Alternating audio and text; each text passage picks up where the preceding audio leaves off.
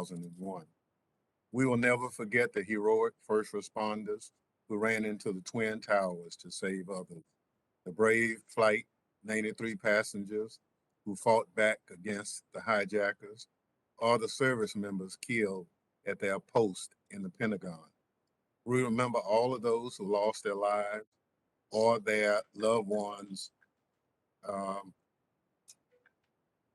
on 9/11, and those who have suffered ground zero related health effects in the days since. This committee was created in the aftermath of the attacks, and earlier this month we met on hallowed ground in New York to mark the 20th anniversary. We visited the 9/11 Memorial and Museum and laid a wreath in remembrance. We met in One World Trade Center with first responders to discuss how far we've come in the last 2 decades and what more remains to be done to secure our nation while upholding our American values. Today, the committee is meeting to examine worldwide threats to the homeland 20 years after 9/11. It is the committee's longstanding practice to meet annually with national security leaders to discuss the global threat landscape and the U.S. response. This year especially, we reflect on the incredible transformation of our national security apparatus and expansion of the Homeland Security enterprise over the last 2 decades. We recognize the success we've had in preventing another 9/11 style attack, but are sobered by the challenges posed by long-standing and emerging Homeland Security threats. Some of these threats include the recent rise in domestic terrorism, more frequent cyber attacks from increasingly sophisticated actors, and the security implications of the Taliban's return to power in Afghanistan. With respect to domestic terrorism, our witnesses have testified before this committee previously about the grave nature of the threat. Secretary Mayorkas called it the greatest threat in the homeland. I hope to hear from the panel today about their current domestic terrorism threat assessment in the wake of the January 6th attack on the United States Capitol.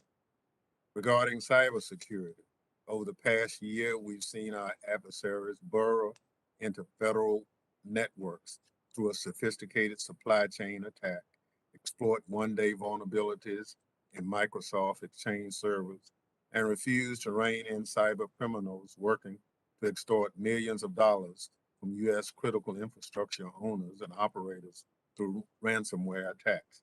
I commend the administration for its sustained commitment to securing federal networks and making the federal government a more valuable security partner in the private sector. We still have a long way to go. I'm interested to learn today about how DHS and FBI coordinate as they execute their shared cybersecurity missions. Regarding Afghanistan, this committee has been and will continue to engage on threats to the homeland emanating from Afghanistan, while recognizing that the terror threat has metastasized across the world in the last 2 decades. We are conducting careful oversight of U.S. efforts to screen and resettle our Afghan allies in this country and will continue to do so. Finally, I want to address the situation at the southern border. The Biden administration inherited an immigration system badly broken by the previous administration. Trump's cruel policies led to families being separated and children dying in custody. Those immoral policies did not represent who we are as a people, and the Biden administration was right to reject them. I've spoken with Secretary Mayorkas on a regular basis about the border, and even more frequently in recent days as events unfolded in Del Rio, Texas. The administration has committed to enforce the laws and processing migrants in a safe, orderly, and humane manner, and this committee will hold the administration to its commitment. Finally, I want to say a word to the men and women working to secure the homeland.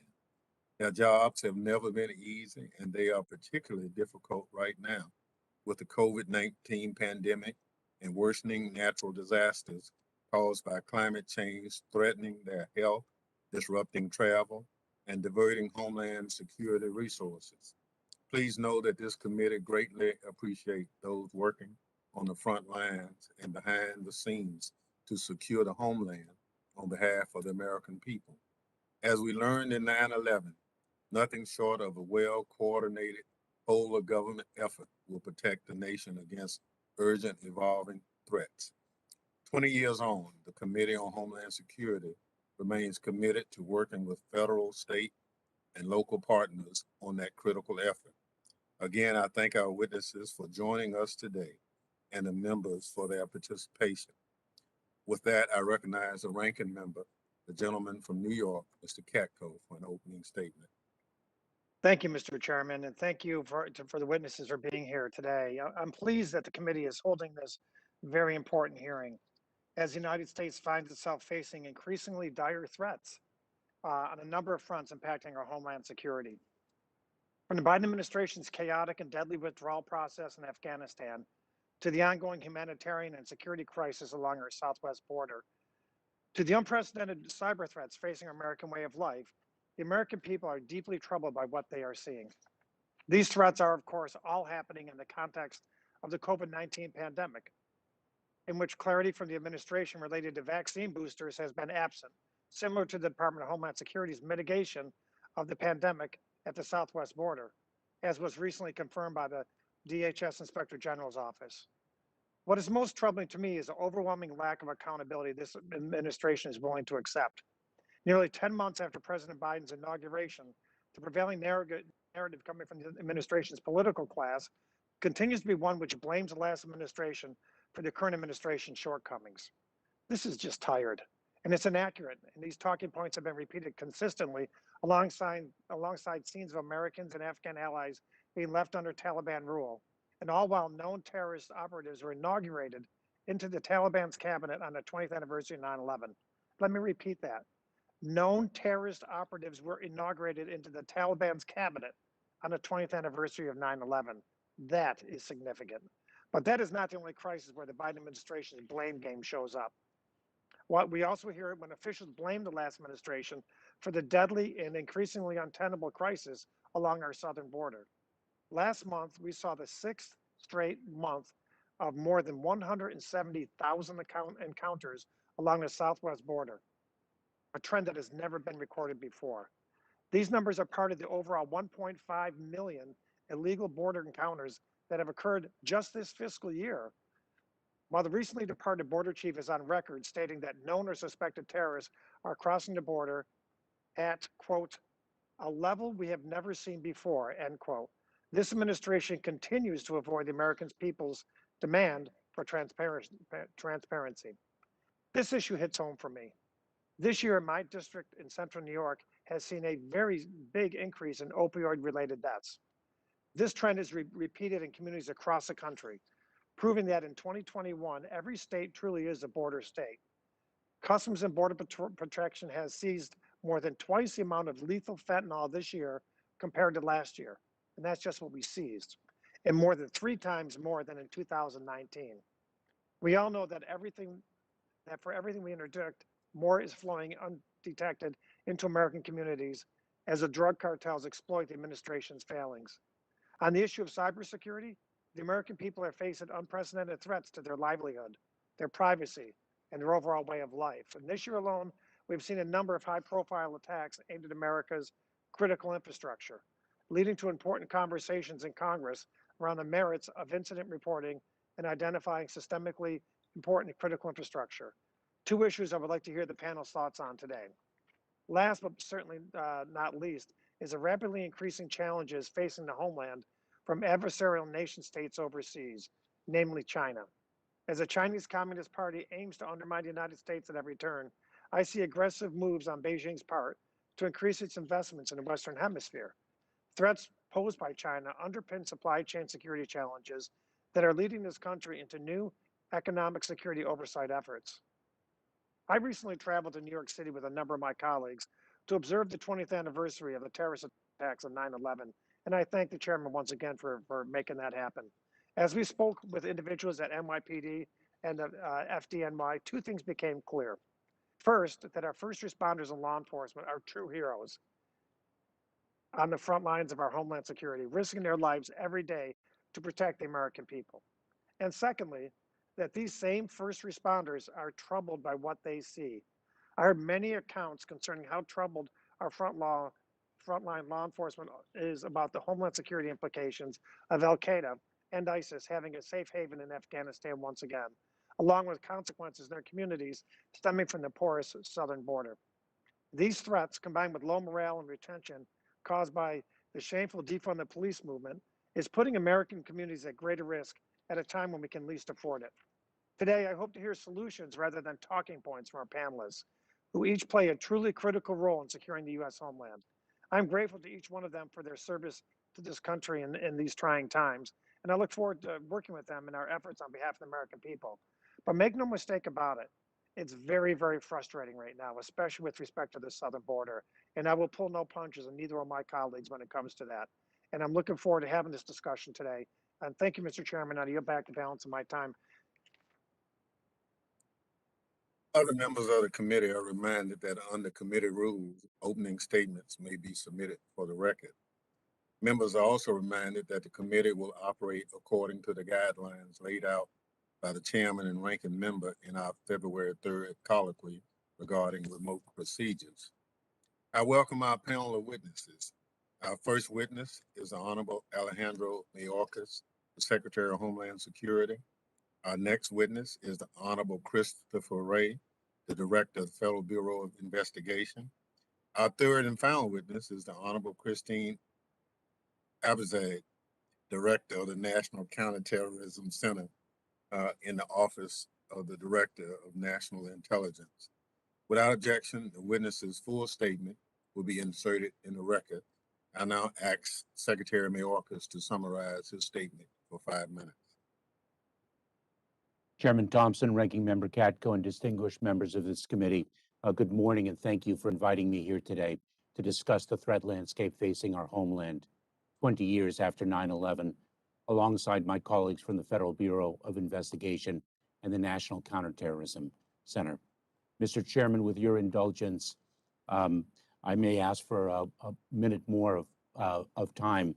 I do want to address the images that emanated from Del Rio, Texas, over the last several days, and correctly and necessarily were met with our nation's horror, because they do not reflect who we are as a country, nor do they reflect who the United States Customs and Border Protection is. I want to share with you, with Ranking Member Katko, and this entire committee, the fact that we are addressing this with tremendous speed and with tremendous force.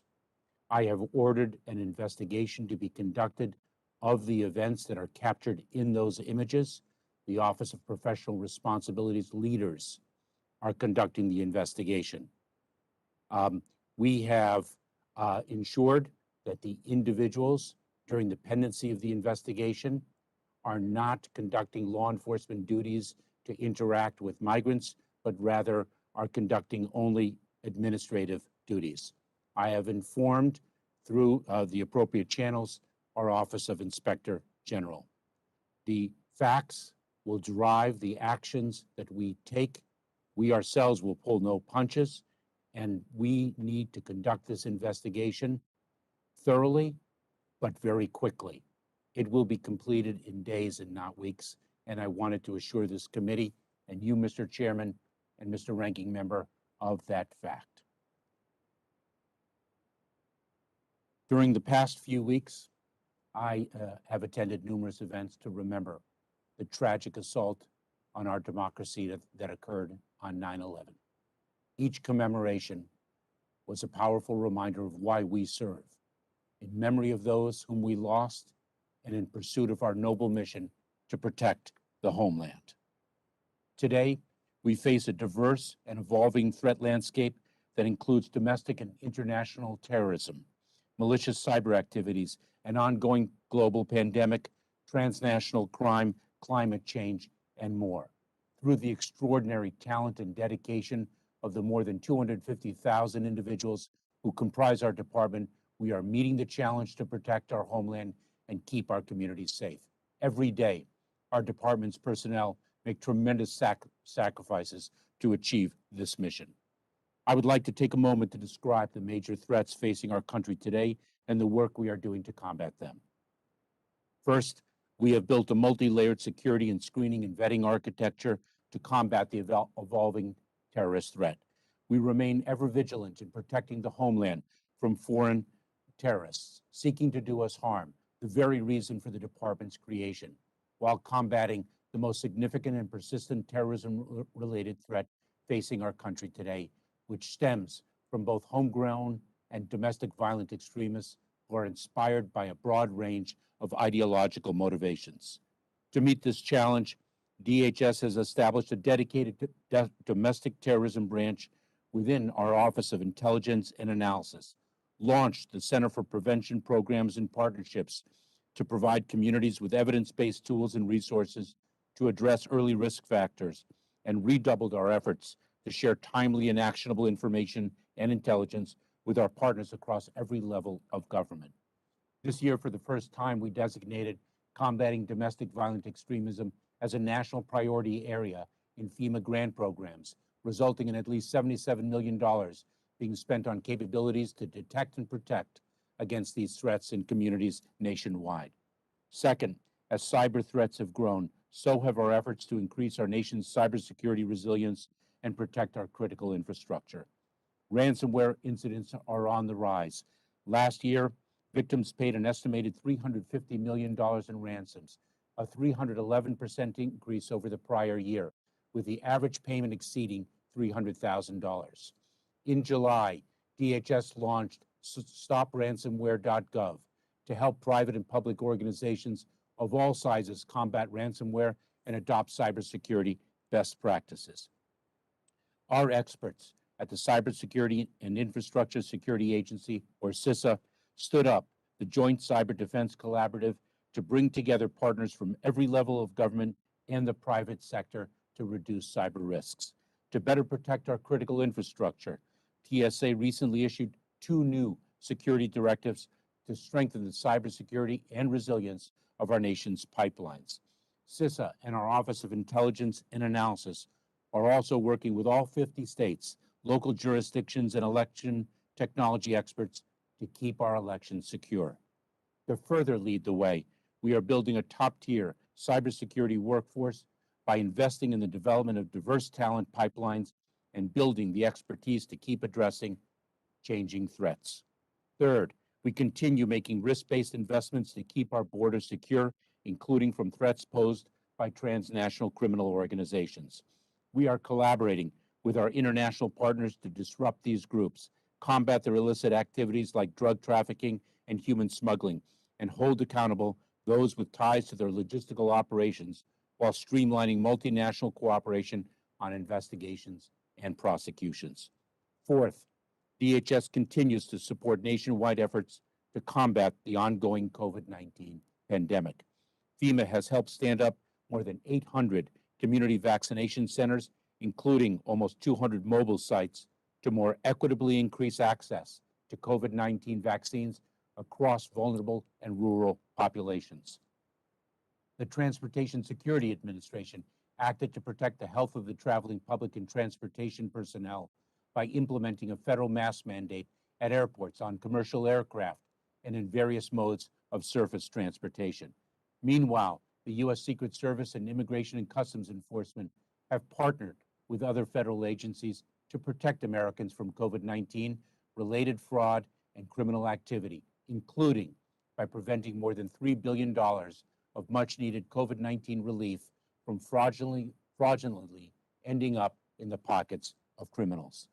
Finally, we are countering the current and growing existential threat posed by climate change. Hurricane Ida was just the latest manifestation of a devastating reality: natural disasters rising in intensity and destructive reach. However, this threat is not new, nor is it unique to any region. To help communities recover and remain resilient, President Biden doubled the size of the Building Resilient Infrastructure and Communities program, pouring $1 billion into wildfire resilience efforts, flood control initiatives, and much more. DHS also authorized nearly $3.5 billion in hazard mitigation grant program funding to help states, tribes, and territories adapt and prepare for the impacts of the climate crisis. FEMA revised its policies to overcome historic inequities in its aid programs and ensure a fairer and more equitable distribution of assistance to minority, low-income, and other disenfranchised communities. 2 decades after 9/11, the Department of Homeland Security remains focused on protecting our country from evolving threats. We can execute this critical mission because of our incredible workforce and because of our key partners, the members of this committee, our counterparts abroad, the private sector, non-governmental organizations, and local communities. We will remain vigilant, resilient, and agile. We will do so to continue countering the threats of today and of the next 20 years. Thank you for your leadership and continued support. I look forward to answering your questions. Thank you very much, Mr. Secretary. I now ask Director Wray to summarize this statement. I know it might be a little more than 5 minutes, but we look forward to your testimony. Thank you, Mr. Chairman, and good morning to you and to Ranking Member Katko and members of the committee. I'm honored to be here today to discuss the many threats facing our homeland. A week and a half ago, we marked a somber, really sacred anniversary in this country, the 20th anniversary of the September 11th attacks. September 11th reminds us of evil and loss, the nearly 3,000 victims taken from us that day and from their families. It also, though, reminds us of sacrifice and selflessness, of common purpose. It reminds us of the first responders and everyday heroes we lost that day, and all those who suffered illness as a result of their selfless work after the attacks, including members of our FBI family. And still, 2 decades later, our response to September 11th and the lessons learned from those attacks drive our approach to combating all the many threats Americans face today. It was 9/11, after all, that turned the FBI into an agency focused on disrupting threats and to building deeper and even more effective partnerships, both here at home and around the world. And good thing we made those changes, because as we'll discuss this morning, there's no shortage of dangers to defend against. Just a flavor before we even get to terrorism, on the cyber front, we're now investigating over 100 different types of ransomware, each of them with scores of victims. And that's on top of hundreds of other criminal and national security cyber threats that we're working against every day. In our violent crime work, we recently arrested over 600 gang members in a single month. That's just 1 month. Protecting our nation's innovation, we're opening a new China counterintelligence investigation every 12 hours. And every day, we receive thousands of tips to our National Threat Operations Center, many of which require imminent action against threats to life. That list goes on, and I'm not going to have time to discuss most of them before we get started, but I do want to spend a few minutes on terrorism and the challenges facing those protecting us against it. Preventing terrorist attacks remains our top priority, both now and for the foreseeable future. Today, the greatest terrorist threat we face here in the US is from what are in effect lone actors. Because they act alone and move quickly from radicalization to action, often using easily obtainable weapons against soft targets, these attackers don't leave a lot of dots for investigators to connect or time in which to connect them. We continue to see individuals here at home inspired by jihadist ideologies espoused by foreign terrorist organizations like ISIS and Al Qaeda, what we would call homegrown violent extremists. But we're also countering lone domestic violent extremists, radicalized by personalized grievances ranging from racial or ethnic bias to anti-authority or anti-government sentiment to conspiracy theories. There is no doubt about it, today's threat is different from what it was 20 years ago, and it'll most certainly continue to change. So to stay in front of it, we've got to adapt too. That's why over the last year and a half, the FBI has pushed even more resources to our domestic terrorism investigations. Since the spring of 2020, so about 16, 17 months ago, we've more than doubled our domestic terrorism caseload from about 1,000 to around 2,700 investigations. And we've surged personnel to match, more than doubling the number of people working the threat from a year before.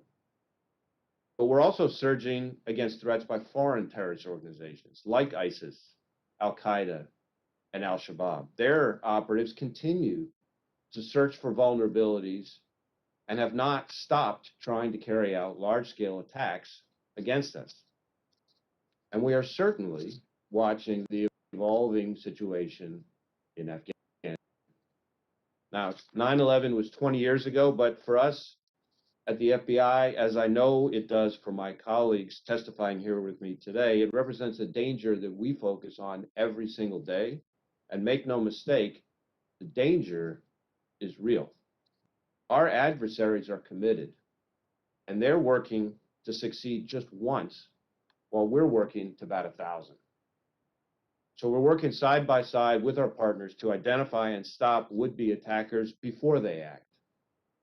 Just within the past couple of years, we've thwarted potential terrorist attacks in areas like Las Vegas, Tampa, New York, Cleveland, Kansas City, Miami, Pittsburgh, and elsewhere.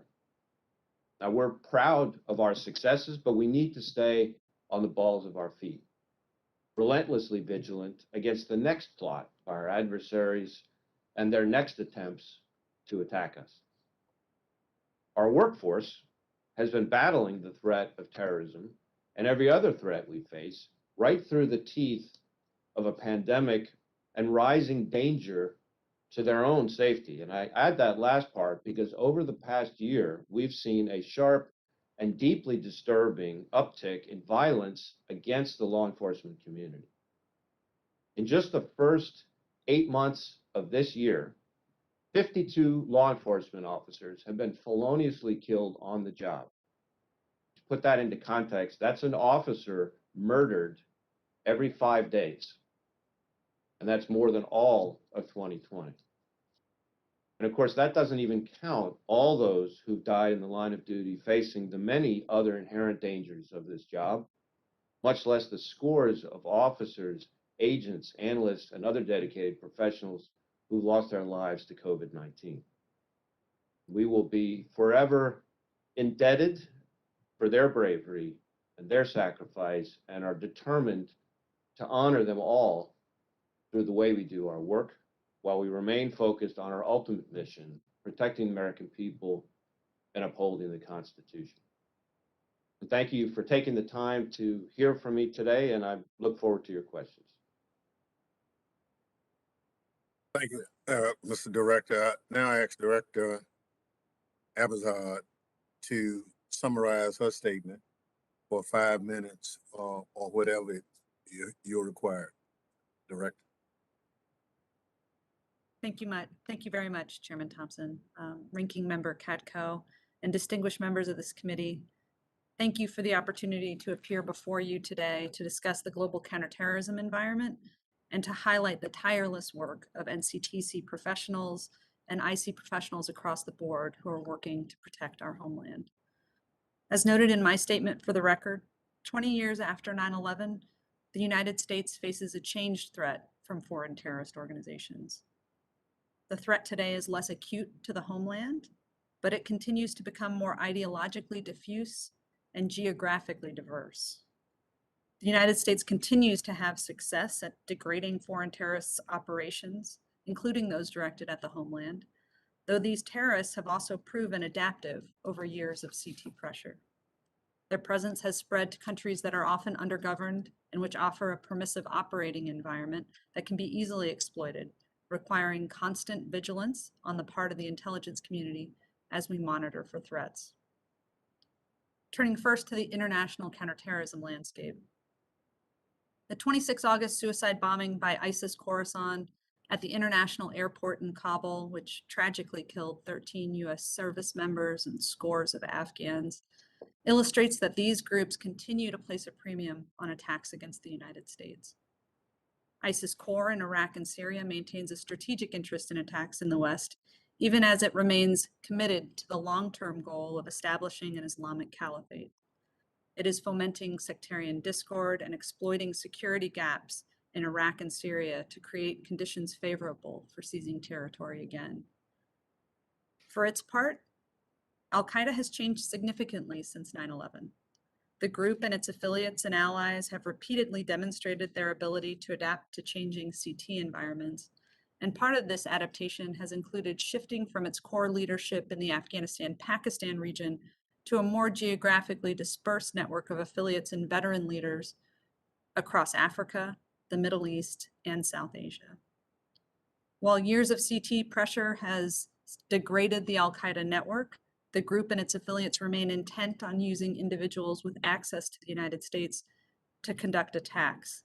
This was most recently demonstrated by Al-Qaeda in the Arabian Peninsula's probable approval of a 2019 attack in Pensacola, Florida, where a Saudi Air Force officer killed 3 and wounded 8 US service members. Now, here in the United States, the primary threat in the homeland comes from individuals inspired to violence, either by foreign terrorists or by motivations more domestic in nature. US-based homegrown violent extremists, HVEs, are largely inspired by Al-Qaeda or ISIS and will likely continue to attempt attacks because of their personal and ideological grievances, their attraction to foreign terrorist messaging, and their access to weapons and targets. One of the most pressing terrorist threats to the homeland also comes from domestic violent extremists, DVEs, in particular racially or ethnically motivated violent extremists and militia violent extremists, who often mobilize to violence independent of direction from a formal organization. Since 2015, the threat from these individuals has increased, and since 2018, DVEs have posed the most lethal threat inside the homeland. We assess that DVEs will continue to pose a heightened threat in the coming years. We also remain vigilant against Iran, its MOIS and Quds Force agents, and its proxies, principally Lebanese Hezbollah, but also the Iraqi Shia militants it is allied with in the region. We remain concerned about plotting against the United States for the January 2020 killing of former IRGC Quds Force commander Qasem Soleimani. And we face an increasing number of indirect fire and unmanned aerial systems attacks against US facilities in Iraq, especially over the last several months. Now, looking ahead, we will continue to face a diverse range of threats that play out against the backdrop of complex global trends, including the ongoing effects of the COVID-19 pandemic, great power competition, the disruptive effects of a changing climate, and rapidly evolving technology. More than 17 years after its establishment, the National Counterterrorism Center is uniquely positioned to lead in this moment, alongside our partners in the FBI and DHS, as we move into the next phase of the counterterrorism fight. We will continue to discover, analyze, and warn about ongoing and future threats as part of a broader set of foreign policy challenges that the United States will face in the 21st century. We will continue finding innovative ways to synthesize, manage, and exploit our unique access to terrorism data across a spectrum of sources to identify threats that might otherwise go unnoticed. We mark the 20th anniversary of the 9/11 attacks, recognizing the remarkable CT successes of the last 2 decades, and with great gratitude to the military, law enforcement, diplomatic, and intelligence professionals who have made them possible. Working together, we have succeeded in preventing another major 9/11 style attack on the homeland. But we must not be complacent. NCTC and the larger intelligence community must continue to collaborate and maintain the ability to innovate to stay ahead of the next evolution of the threat. Thank you again for the opportunity to appear before you today. I look forward to your questions. This is for that testimony. I remind each member that he or she will have 5 minutes to question the witnesses. I'll now recognize myself for questions. Director Wray, you testified before this committee 2 years ago that domestic terrorism threats were the most concerning terrorism threats in terms of lethality. More recently, you testified that the threats of domestic terrorism is metastasizing. Secretary Mayorkas, you testified before us earlier this year that domestic violent extremism represents the greatest threat in the homeland right now. Despite these acknowledgments, it appears that warning signs were disregarded or the domestic terrorism threat was not prioritized appropriately in the lead up to the January 6th attack on the Capitol. Director Wray and Secretary Mayorkas, what is your current assessment of threats posed by domestic terrorists to the homeland? I'd be very pleased, Mr. Chairman, to answer that at the outset. We in the Department of Homeland Security, of course, with our partners across the federal government and state and local law enforcement, consider domestic violent extremism to be the most prominent terrorism-related threat to the homeland right now. I think our response in anticipation of what could have materialized on September 18th demonstrates the lessons learned from the January 6th insurrection. We gathered a great deal of intelligence and information from public-facing sources, as well as leveraging academic and other third-party institutions. We disseminated that information and intelligence to state, local, tribal, and territorial partners. We focused on the National Capital Region, and we were far more prepared should anything have materialized on September 18th than was previously the case, Mr. Chairman. Director Wray? Thank you, Mr. Chairman. So I guess I would say a few things. First, starting back in June of 2019, I elevated racially and ethically motivated violent extremism to a national threat priority, which is our highest threat priority level. And I think that has already shown fruits in the fact that we have effectively doubled the number of domestic terrorism investigations and arrests since that time. We had about 180 domestic terrorism arrests last year. We've had over 600 now in connection with January 6th alone. I would say that we have also created a domestic terrorism hate crimes fusion cell to help increase the level of intelligence and information flow that goes out.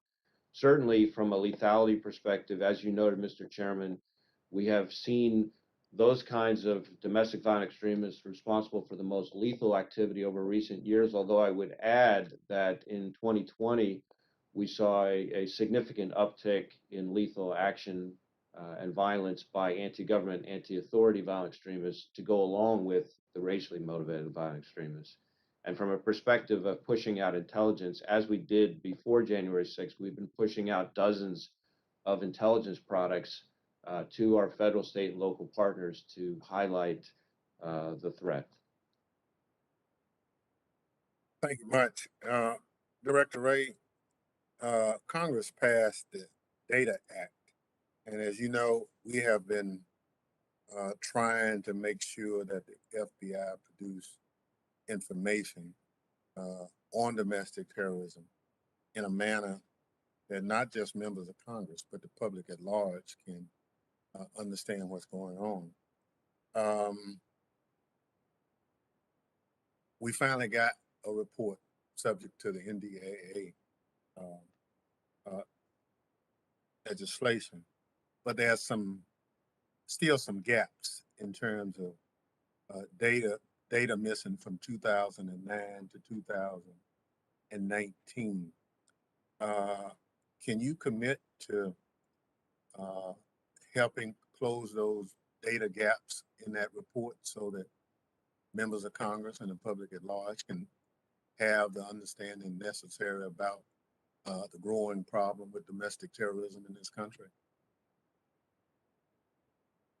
Thank you, Mr. Chairman. Yes, you can count on us to work with you and your staff and the committee staff to try to produce more information, to be more responsive to those requests.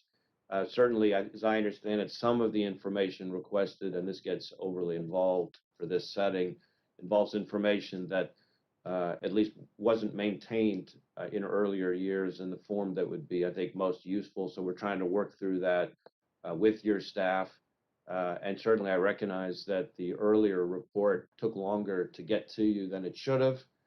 Some of that, in all fairness, was in part due to the pandemic and the fact that the people that we really needed to rely on for that work were both strained by the pandemic, but also working on the significant domestic terrorism caseload that, as I testified a few minutes ago, mushroomed last year. So we're going to work with you, and we will try to see if we can get you more complete information. Thank you very much. Chair recognizes as a ranking member of the full committee, gentleman from New York. Thank you, Mr. Chairman, and thank you all for being here. Director Wray, it's nice to see you again, and I appreciate your service to your country and your candor. Just a very brief question, because I got a lot of questions from Secretary Mayorkas.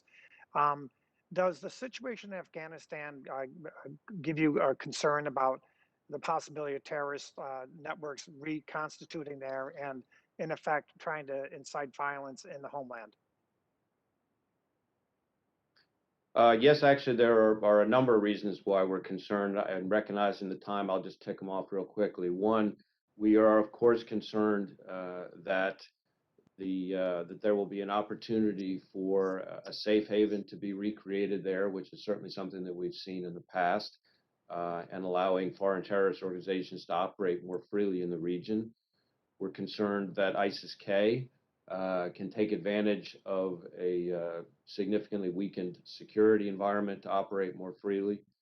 We're also concerned that the events there could serve as a catalyst or an inspiration for terrorists, whether they be members of FTOs, foreign terrorist organizations, or homegrown violent extremists to conduct attacks. And then most importantly, we're concerned that foreign terrorist organizations will have an opportunity to reconstitute, plot, inspire in a space that's much harder for us to collect intelligence and operate against than was the case previously. Well, thank you very much, and I wish I had more time to spend with you on this, but perhaps a cup of coffee or breakfast soon is in order so I can talk to you more about that. Secretary Mayorkas, I want to commend you on many of the things that you've done at Homeland Security since you've been there, particularly in the cybersecurity area. The people that are appointed to leadership positions are doing a tremendous job, and we have a very difficult task ahead of us. And as you know, and as Chairman Thompson knows, I pride myself on being one of the most bipartisan members of Congress and one who is hopefully seen as a gentleman. But I got to tell you, Secretary Mayorkas, there's one major problem that I have, and I've just got to unburden myself with it, and that is the southern border. I started my career as a federal organized crime prosecutor in southern border, and I spent my adult life trying to keep this country safe. And what's happening at the southern border is absolutely out of control. And you and the administration have repeatedly referred to this border situation as a quote unquote rebuild. You need to rebuild the border. Well, let me, some things I'm just wondering about. Is rebuilding the border having an unprecedented level of alien seized at the border over the last 6 months, more than 170,000 a month over the last 6 months? Is rebuilding the border releasing many individuals, tens of thousands, into our communities without vaccinations for COVID? Is rebuilding our border not testing people in Customs and Border Protection custody for COVID because you don't have the facilities to keep them there? Is rebuilding our border allowing more aliens to die in custody this year than in any time in recent memory? And as a matter of fact, in 2018, 6 people died in custody. 2019, 11. 2020, 13. This year, that number's quadrupled to 51. Is that rebuilding our immigration system? Let me ask you, is rebuilding our immigration system allowing cartels to get fentanyl across our border in record numbers? There's been more fentanyl seized this year than all of last year, and last year was a record number. And the fentanyl seized this year is enough to kill every man, woman, and child in the United States 6 times over. And many of those deaths have reached my doorstep in Onondaga County, where 45 people in the first half of this year died of heroin overdoses laced with fentanyl. That's just my one county, and what's going on across the country. And I guess the other thing too is the number of known and suspected terrorists seized at the border this year, caught, not the ones that got away, caught at the border this year, it obviously is an unprecedented numbers, and you know that, and I know that. Is that rebuilding our immigration system? Is it? So you come to the inescapable conclusion from a letter from September 11th from a career Customs and Border Patrol agent who was running Customs and Border Patrol, Rodney Scott, who said, quote, "In my professional assessment, the U.S. Border Patrol is rapidly losing the situational awareness required to know who and what is entering our homeland."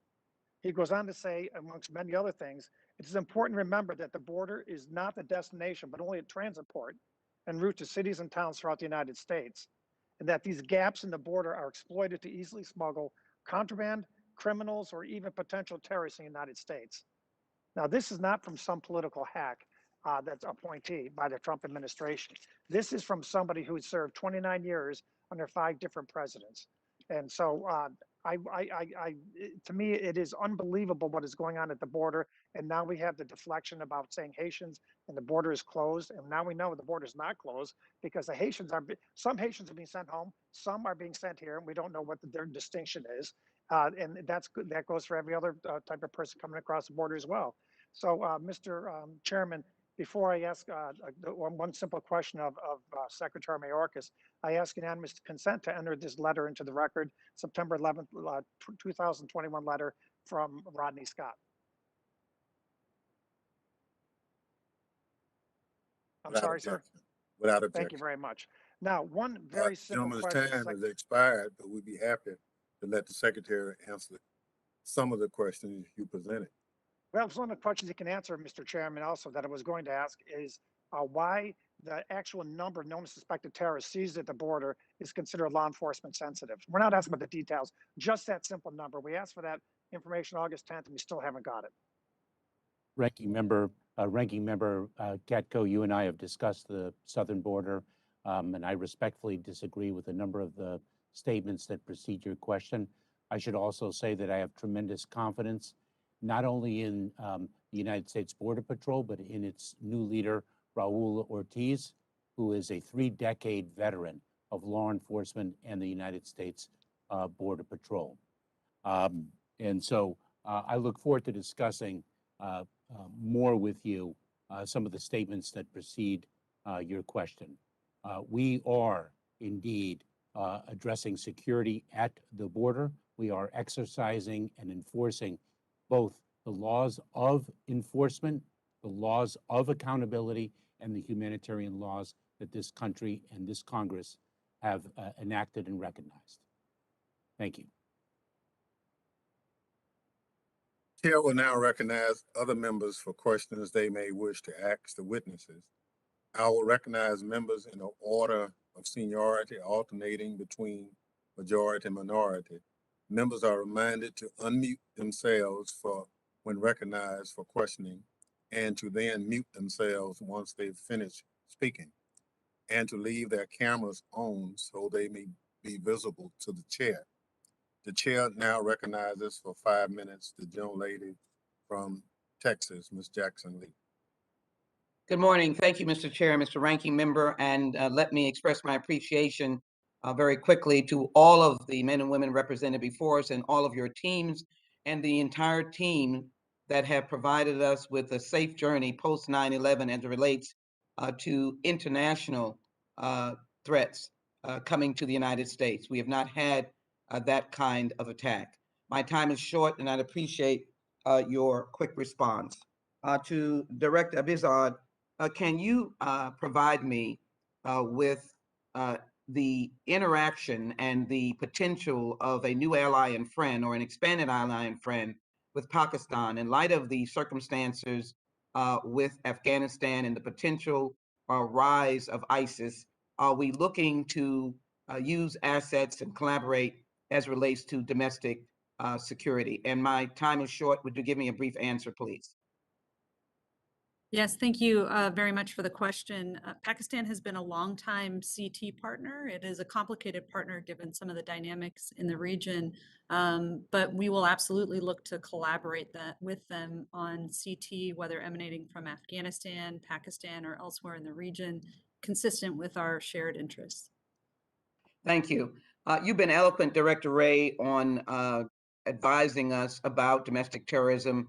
I would like to get in writing again the protocols that you put in place post the January 6th very devastating insurrection attack against democracy. And I'd prefer to have that in writing to the committee and directed to me as well. Let me indicate that many of us know that your responsibilities for national security is large. And so as I think of Ali Rassman, Simone Biles, Michaela Maroney, and Maggie Nichols, they deserve the protection of the United States and the attention of the FBI. I know that you provided an apology, but as well, I also noted in the testimony of these young women, Simone Biles from Texas, all of them contributing to the national pride, if you will, throughout their lives, indicated that they had seen no prosecutions, no extensive investigations. My time is short and I have questions for the Secretary. What is your singular comment about moving forward on further investigations of agents who ignored these young women and caused additional harm and violence against them and other athletes? So thank you for the question. As I said last week, I consider what happened, or what more importantly did not happen back in 2015 at the FBI to be totally unacceptable. And I am deeply sorry on behalf of the entire FBI for what happened there. We have fired the one individual featured prominently in the report that we could fire. As far as prosecutions go, sorry, it's just a second, please. As far as prosecutions go, as you may know, that's really the responsibility of the Department of Justice, not the FBI. We have done what we have the power to do. So I would refer you really to the department on the latter part. Thank you. Will you be presenting a case or information to the DOJ for them to go further? Well, on that issue, the Inspector General, as you may know, took over the investigation. So it's really a conversation between the Inspector General and the Justice Department. If we can be helpful in that regard, and that's appropriate, we'd be happy to do that. Thank you so very much. I'll pursue that. Mr. Secretary, thank you very much for your heart and as well your commitment to serving the United States. I think the narrative about immigration is so wrong. First of all, the southern border is 1,954 miles. It is not out of control. Thank you to those who are protecting it. I have many people who acknowledge that. They quickly raised the point that we should refrain from these kinds of accusatory attacks against migrants. We are a nation of laws and immigrants. And so let me first of all raise the question of the terrible scenes that are all over the internet now, and also the mockery of Haitians who are taking water or washing in the water.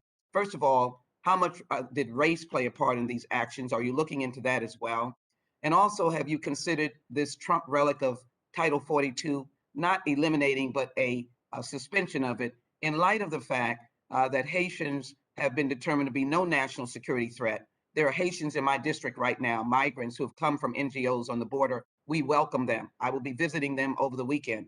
But I want to know how we can do better in this particular instance. You've answered all the other questions of asylum opportunities, the opportunities for them to be taken by sponsors or family members, which they have.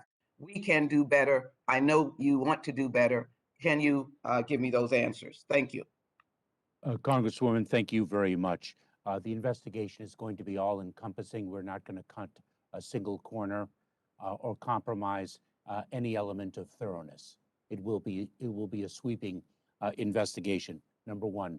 Number two, with respect to Title 42 and its exercise, that is an authority of the Centers for Disease Control. It is not a matter of immigration policy. It is a matter of public health policy driven by the situation of COVID-19 and where the trajectory of that pandemic is. It is based on the data that CDC analyzes, and it is a CDC order that determines the applicability of the Title 42 authority. Gentlelady's time has expired. Chair recognizes gentleman from Louisiana, Mr. Higgins, for 5 minutes. Thank you, Mr. Chairman. I'd like to thank the chairman and the ranking member for holding this hearing today to discuss worldwide threats to the homeland as we move beyond the 20th anniversary of 9/11.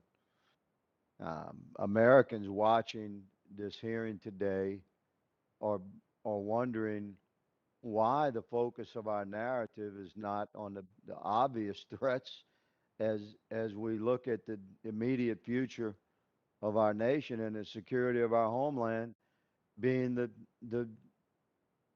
threat of jihadist terror coming into our country due to the abhorrent failure in Afghanistan and the disintegration of our southern border.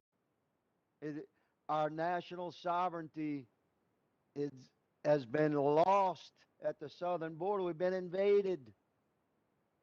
My colleagues refer to scenes on the internet. You don't have to look very far to see imagery that none of us have ever seen in our lives. I'm 60 years old. I've never seen anything like this in America. And we have witnesses before us. With all due respect, good Lord, step away from your talking points and let us share truth as Americans. After the Biden administration's disgraceful retreat from Afghanistan, the Pentagon is actively warning Congress of the increased likelihood of terrorist attacks on U.S. soil. That's a fact. Regardless, this committee's recent markup of the Democrats' $3.5 trillion reconciliation monstrosity bill didn't include a single dime for counterterrorism efforts, despite these warnings. And Republican amendments to attempt to correct that were voted down by party line vote by Democrats with the majority control.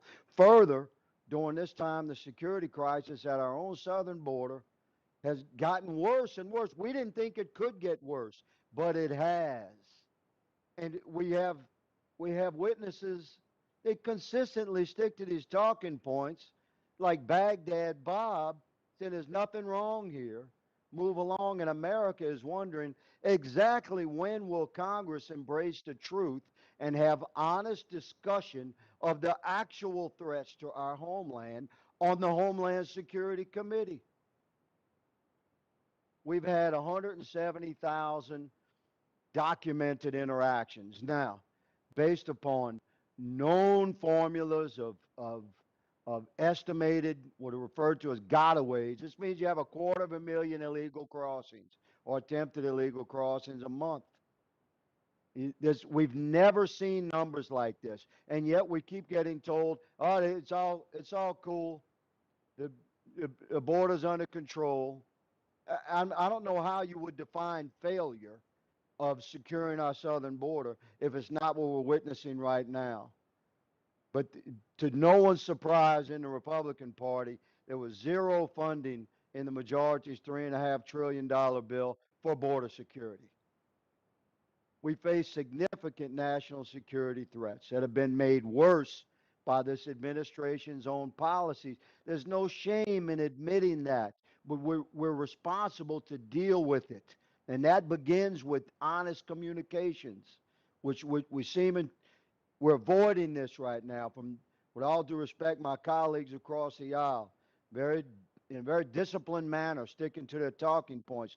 Director Wray, I'm going to ask you, yes or no, did 19 terrorists execute the 9/11 jihadist terror attacks on America? Not the planning, the execution. There were 19 hijackers. Okay, yes. there you go. Okay, So there you go. that's a number. That's a number I'm referring to. Now, you won't tell us, although we're members of Congress, we have the very highest security clearance. We have confidential briefings all the time, but we can't get an answer how many known or suspected terrorists have been detected crossing our southern border. But my sources tell me a conservative estimate is 200. Now, with a percentage of undetected being 20 to 25%, that means 40 to 50 known terrorists have very likely entered our country through the southern border. And yet, my colleagues across the aisle want to talk about, Americans wearing Trump shirts. It's unbelievable. Secretary Mayorkas, good sir, all of us. Gentleman's time from Louisiana has I'll expired. have a, I'll have a question I'll submit in writing to the secretary, Mr. Chairman. Thank you for having the courage to convene this hearing today. Chair recognizes the gentleman from Rhode Island, Mr. Langevin, for 5 minutes. Thank you, Mr. Chairman. I want to thank our witnesses for their testimony today and everything they're doing to keep the country safe. I'd like to start with you, Director Wray. Yesterday, you testified before the United States Senate about a Washington Post story that the FBI did not distribute a key to help victims of the Kaseya ransomware attack for 3 weeks. In your response, you emphasized the need to, quote, maximize impact against an adversary, end quote. So, I appreciate that as the lead agency for threat response, the FBI is responsible for going after the bad guys. However, I have to say I'm deeply concerned that your response to Chairman Peters did not reflect the harm withholding a decryption key could do to victims. I'd like you to just kind of consider this analogy, if you would, Director. A business is on fire. There's a strong reason to suspect arson. The police argue that letting the firefighters in to put out the fire risks damaging forensics that could be used to catch the arsonist. So certainly that argument is valid, but I don't think anyone here would suggest we should not put out the fire, or even if it does not maximize your impact against an adversary. So I understand these decisions are difficult and complex, and that you may not be at liberty to discuss the specifics of the Kaseya case. However, I'd like to give you the opportunity now to correct the record and affirm that asset response is a critically important factor when responding to a significant cyber incident. Well, thank you, Congressman, for the question, especially knowing your longstanding interest in this subject. Again, I'm somewhat constrained about what I can say about an ongoing investigation. But what I would say is that, speaking in general, that encryption keys are something that is just one of many kinds of technical information that we provide to the private sector, and turning those things into decryption tools that can actually be used and not have unintended consequences is actually a lot more complicated than a lot of people realize, and that itself takes time. So part of what I refer to when I talk about maximizing impact is making sure that, to use your analogy of the house, that what we would be supplying is actually just water, and not water that might have some trace of, say, gasoline or some accelerant in it that would actually have all kinds of unintended consequences. So that's one of many considerations that goes into it. But absolutely, we recognize that asset response has to go hand in hand with threat response. And that's why we have such a close partnership with DHS and CISA. And these kinds of decisions are made in consultation with a host of interagency partners. Well, Director, I would just push back and say that I think that asset response has to be higher on the priority list. So much could have been prevented had those decryption keys been given to businesses that were impacted. I understand you can't comment specifically on Kaseya, but I think there's going to be a greater emphasis on asset response and not just preserving the crime scene so you gather forensics. Secretary Mayorkas, I want to commend you for your leadership and for the success of DHS on its cyber hiring initiatives. I do have to say, however, I remain concerned about the significant vacancies that remain in the cybersecurity workforce, particularly at CISA. So I'm hopeful about the cybersecurity talent management system set to start in November. However, given that these authorities have existed since 2014 and have not been used, I'm concerned about how effectively they will be used. So I'd appreciate an update on the status of the cybersecurity talent management system and how the DHS headquarters plans to coordinate its activity with CISA to amass the cyber talent that it needs. Congressman, thank you so much for your support of CISA. I actually had a meeting yesterday on staffing and the prioritization of staffing for our cybersecurity portfolio specifically. I look forward to speaking with Director Easterly. I very well know that she has prioritized the staffing of the directorate and the talent initiative to which you refer. We're incredibly proud of our cybersecurity hiring initiative, which is frankly the biggest in the department's history. This is assuredly a priority of ours, and I'd be very, very pleased to update you on it regularly because I know how important it is to you in light of your tremendous support of CISA and the criticality of our nation's cybersecurity writ large. Thank you. I know my time is expired, Chairman. Thank you very much. Chair recognizes the gentleman from Mississippi for 5 minutes, Mr. Guest.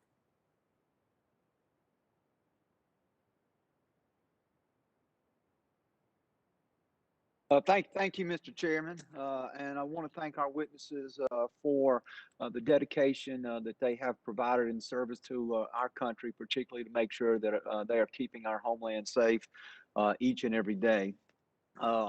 Before I begin, I would like to ask the clerk if she would please pull the chart from Customs Border Patrol that outlines the encounters on the southwest border that we have currently seen. My concerns today are many. My time is limited, so I will focus those on the current situation that we have seen along our southwest border. In front of each of our witnesses should be statistics put forth by Customs Border Patrol that shows recent encounters along the southwest border. Secretary Mayorkas, I know that you have recently visited the southwest border in response to the surge that we've seen and the number of Haitian immigrants that have recently crossed. I know Congressman Sheila Jackson Lee recently said in her questioning a few minutes ago that she felt that the border is not out of control. And I will tell you that I completely disagree with her statement. I think the figures that are before the witnesses here today clearly show that the situation along our southwest border is a situation that has continued to deteriorate month after month after month. Taking out from those figures the month of October, November, December, and January, just starting from the numbers February going forward, when this administration has been completely in control of Customs Border Patrol, those numbers are 1.25 million encounters along the southwest border. Looking at that and comparing that to the population of our states, that number is greater than the population of Montana, greater than the population of Rhode Island, greater than the population of Delaware, greater than the population of both North and South Dakota, greater than the population of Alaska, though not a state, greater than the population of the District of Columbia. It is greater than the population of Vermont. It is greater than the population of Wyoming. And soon, when figures become available for this month, I believe that we will quickly surpass the population of Maine, New Hampshire, and Hawaii. I think clearly these figures show that what we are doing along our southwest border, what the current administration has done, that is not working. And not only do I believe that, but I believe that is clearly the sentiment of the American public. Politico, an article that was actually published yesterday, they cited recent polling that said 38% of the United States adults approve of President Biden's handling of immigration. And so Secretary Mayorkas wanted to kind of now turn that to you. And it was reported in August that you met with a group of Border Patrol agents And in a closed door meeting, you stated, if our borders are the first line of defense, we're going to lose, and this is unsustainable. My question is, one, did you make that statement? And then two, do you still stand by that statement? And do you believe that what currently is happening on our borders today is unsustainable? Congressman, thank you very much for your question. In fact, I did make the statement, and a very important fact underlying it is that our border is not our first line of defense. We have a multi-layered strategy that includes our partners to the south, not only Mexico, but the countries of Guatemala, Honduras, and El Salvador. So in fact, our border is not our first line of defense. It is a statement that I made, and I stand by it. And in fact, it does not reflect the strategy that we have been employing and executing. And Mr. Mayorkas, you see those figures there in front of you, I believe. Hopefully, those are visible to you. And I think that you see that month after month, we continue to see a rise. We saw a recent small dip from July to August. But those figures are extremely troubling, particularly when you look at year-to-date figures. When you compare the numbers from FY21 to FY20, comparing them to FY 2019, FY 2018. When you're looking at a total of, when you look at a physical year, it's 1.5 million. Again, giving the administration the benefit of the doubt, the fact that October, November, December, and just credit all of January to the prior administration, the numbers month after month continue to grow. And so I guess my question to you, Mr. Mayorkas, is how would you rate the administration? How would you rate the job that has been done to secure our border since the president was sworn into office? Would that be A, B, C, D, F? Just if you could give me a grade, and then I'd be happy to let you explain your answer from there. Congressman, it's interesting you mentioned what you describe as a small dip in the latest month's data. I cannot see the visuals that you presented.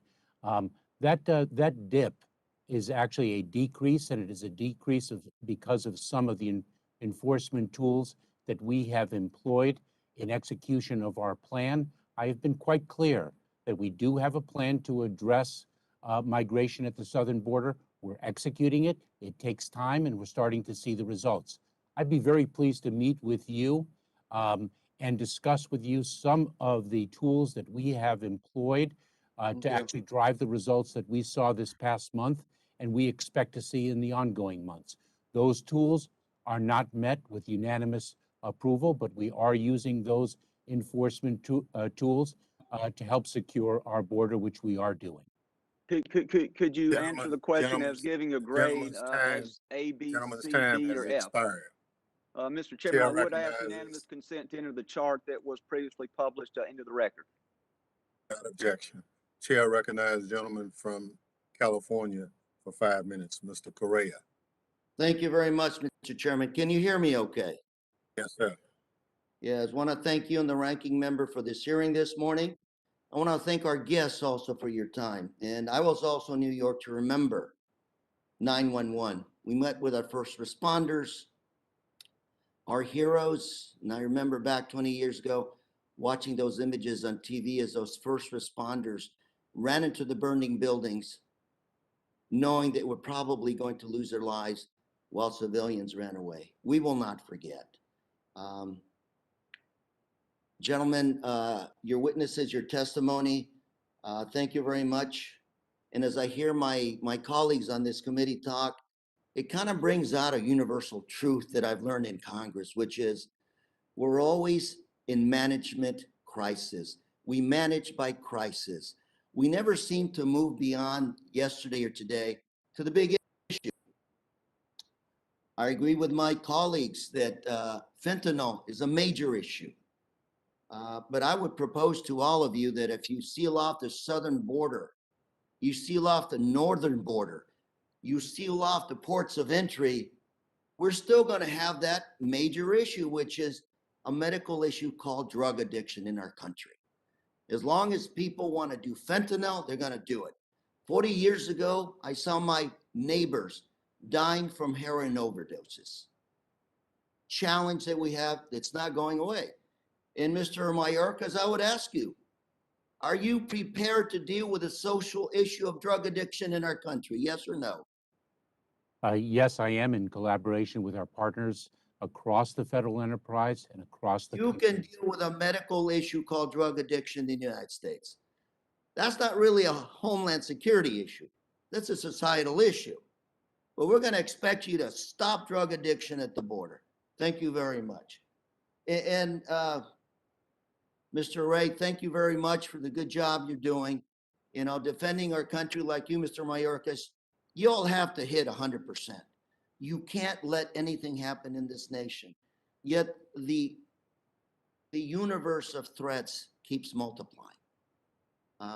Terrorists, domestic terrorism. I hear experts now telling me that it's no longer is essential for the bad guys to import the bad guys, to import terrorists, but rather the homegrown terrorists that keep being inspired by these radical ideas are the big issue now.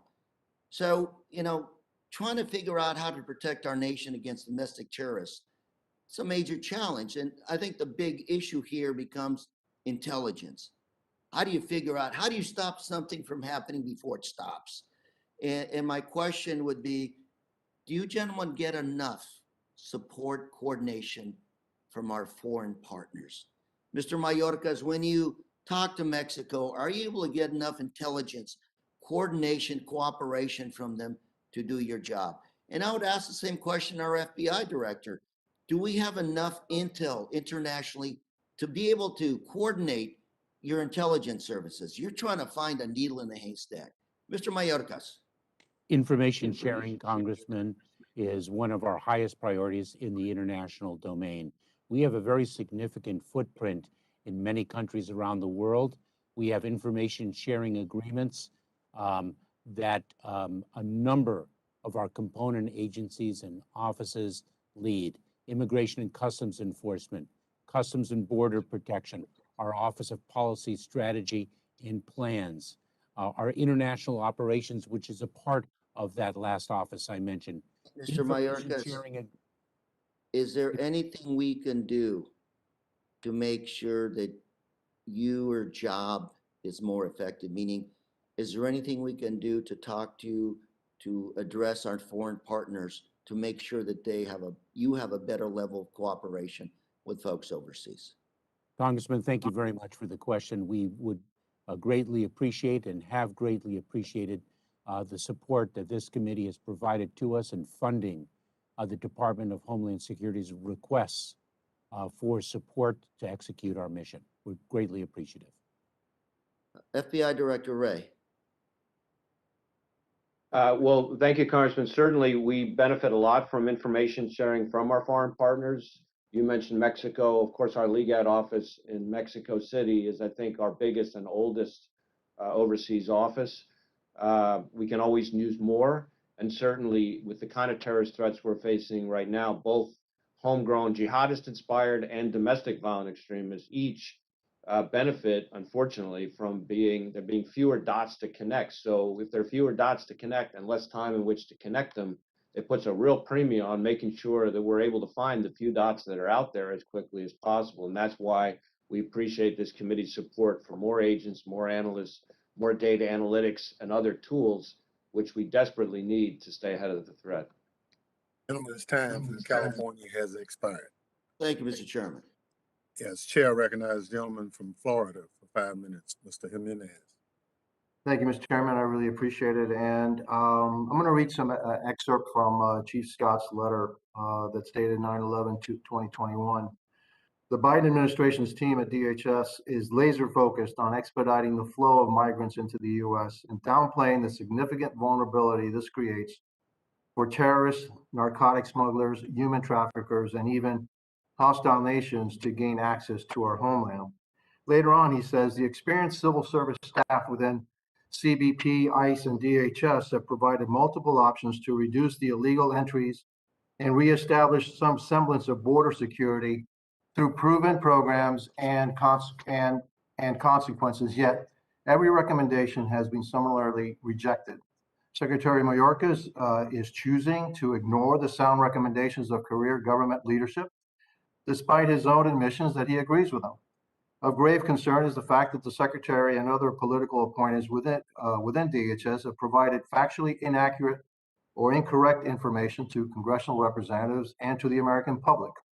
Furthermore, they have directed USBP personnel to allow otherwise ineligible aliens to remain in the U.S. consistent with CDC Title 42 order, established legal processes, and law.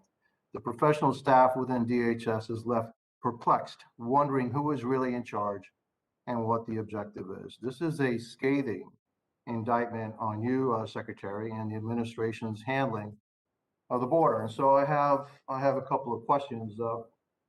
Secretary Mayorkas, how many immigrants have we apprehended at the border this year? So, Congressman, I respectfully disagree with Mr. Scott, of course. And let me pull, if I can, the data from August, which I think will shed That's light not the on question, sir. That's not the question. The question is how many immigrants have we apprehended this year? Not August, this year. I believe thus far this fiscal year, Congressman, it is approximately 1.2 or 1.5 million, but I think the data that I would cite from August reflects the enforcement measures that we are taking, our use of our Title 42 authority, which is not an immigration enforcement authority, but is a public health authority, which belies some of the statements that you just made, and also our use of Title 8 authority, which is indeed an immigration enforcement measure. I think the data from August would suggest the fulsomeness of our enforcement measures, which are not, as I mentioned Sir, with earlier. all due respect, I've only got 5 minutes. I got a couple other questions I need to ask you, and I'm not really all worried about August. I understand that August, you all now have put a focus on it because you've found out the American public really doesn't like what you're doing. So let me keep going. Let me ask you, That is not Secretary, accurate. That is not of the accurate. 1.5 million people that we've apprehended, how many people have been returned? How many people are being detained? And how many people have been dispersed? I would be pleased to provide you with specific data subsequent to this hearing, Congressman. And your prior statement was inaccurate, but I would look forward and in fact meeting Sir, with that's you my in opinion. person. Sir, that's my opinion, okay? And so I'm entitled to my opinion, okay? No, And no, no, so, I respect that, Congressman, and I'd be very pleased to provide you with the specific data you've requested. well, sir, yesterday you were asked exactly the same question and you gave exactly the same answer. You'd think you'd be a little bit better prepared now that you've been asked that question, that now maybe somebody else is going to ask you the same question. You don't have that information? Oh, Congressman, let me share something with you quite clearly. I work 18 hours a day. Okay, so when I returned from yesterday's hearing, I actually focused on mission. We will get that data both to the senator who posed it yesterday and to you, Congressman, today. So you don't have any estimation of all at the numbers that I'm asking for at all. You don't know how many have been returned. You don't know how many have been released into the United States. You don't have any estimation at all of what those numbers are. Congressman, I want to be precise in my communication of data to the United States Congress and to you specifically, having posed the question. And I will be Thank you very much. precise in the provision of my data to you. Thank you. Thank you very much. I yield back. Thank you. Thank you. Chair recognizes the lady from Michigan for 5 minutes, Ms. Slotkin. Thank you, Mr. Chairman. Thank you for holding this hearing, and thanks for our witnesses for being here. You know, I think a lot of us are struggling to understand with the withdrawal in Afghanistan, sort of what era are we in? You know, now that we've had the 20th anniversary of 9/11, how are we to think differently about the threats facing the country? And we, of course, have foreign terrorist organizations. We have homegrown folks who are inspired by groups abroad. We have our problem with domestic terrorism and domestic extremism. We have border issues. We have cyber issues. So I think at least my constituents are just trying to understand, like, where are we and what are sort of the biggest threats that we're facing. And Director Wray, you've also always been a really straight shooter about numbers, right? About just being clear about data and cases, since that's the bread and butter of the FBI. And so if you could just help me understand order of magnitude when it comes to open investigations that you have of foreign terrorist organizations, people connected to an actual foreign terrorist group, versus a homegrown guy or gal who's inspired by someone abroad, versus a domestic terrorist or domestic violent extremist. Can you just tell me order of magnitude, where do you have the most open cases? So thank you, Congresswoman. On domestic violent extremists, we currently have, as I said in my opening statement, now up to about 2,700 open investigations, which is up from about, say, 1,400 last year, which was itself up significantly from where it was when I started in this job. On homegrown violent extremists, which is a reference to, as you know, jihadist inspired or foreign terrorist organization inspired, but not necessarily directed terrorism, we have consistently hovered at around 1,000. I think we're a little under that right now, but sometimes it's been more than 1,000, sometimes it's been less than 1,000, but it's hovered kind of up and down around that range. As far as the third category, true foreign terrorist organization cases, I don't have that number at my fingertips. The last time I looked, I think that is probably around 2,000 maybe. So between the foreign terrorist organization cases and the homegrown violent extremist cases, I think that gets you to give or take around 3,000 investigations total. Gotcha. Plus the 2,700 domestic violent extremists. Right. Okay. So it just helps to give a sense of what your level of effort is being focused on, and how to understand this era. Representative Abizaid, I'm sorry, Director Abizaid, there are few people in the world that I trust more than you on Afghanistan. You're an expert on the country. You've spent a lot of time there. You were a Deputy Assistant Secretary on Afghanistan. And I think what I'm getting from my constituents is this question of, are we safer now than we were on 9/11? Are the ability of these terrorist groups to reconstitute something that I should worry about at the same level of worry that I had on September 12th? So help me understand where we are.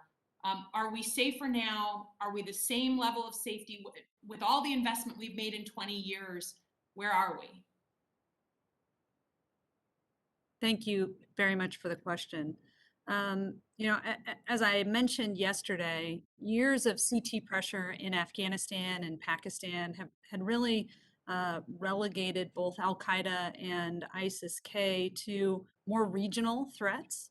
As I testified today, you look at how the threat has changed over time since 9/11, and the Al-Qaeda network operates in a very different way than it did on that fateful day. And you have a broader array of terrorist groups that are operating across a broader swath of territory, not just Afghanistan and Pakistan, but Africa, Middle East, other parts of South Asia. In general, this kind of broader diffuse terrorist network, exemplified by the Al-Qaeda network and the expanding ISIS network, does appear more regionally focused. That said, that regional focus is something that we in the intelligence community are monitoring very closely to understand at what point it presents a threat to the homeland. When does that regional ambition turn back into a transnational ambition that they're actually pursuing and executing a plan against? With respect to reconstitution in Afghanistan in particular, this is exactly what we're focused on as a top priority today, which is how do we understand how the changed circumstances in Afghanistan will affect the trajectory of two groups that had sustained significant losses over the last couple of years. In the case of Al-Qaeda, over the last 20 years. And what does that mean for their plans and intentions going forward?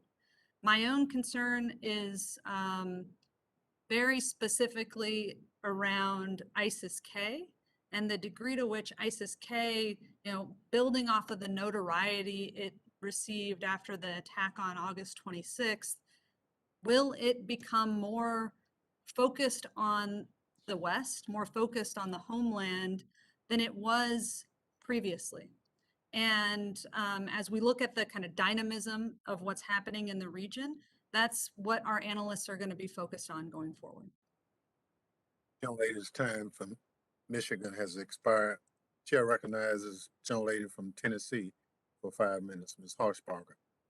Thank you, Chairman Thompson. And I have a couple of questions, just yes or no questions for Secretary Mayorkas. Sir, we know what happened in Afghanistan with the Taliban being in control, with the assumption that Al-Qaeda can now operate as they did leading up to 9/11. These are some yes and no questions. Do you know how many terrorists have been apprehended at our southern border, sir? I do know how known or suspected terrorists, how many, and I'd be Okay. pleased to provide that Yes, to thank you you. in a classified context. That would be awesome. Honestly, do you think there's a ripe opportunity for more terrorists, Al-Qaeda, Taliban, whomever, to come across the southern border since it's wide open? That's a yes or no. No. All right. Is a Remain in Mexico policy being implemented and enforced?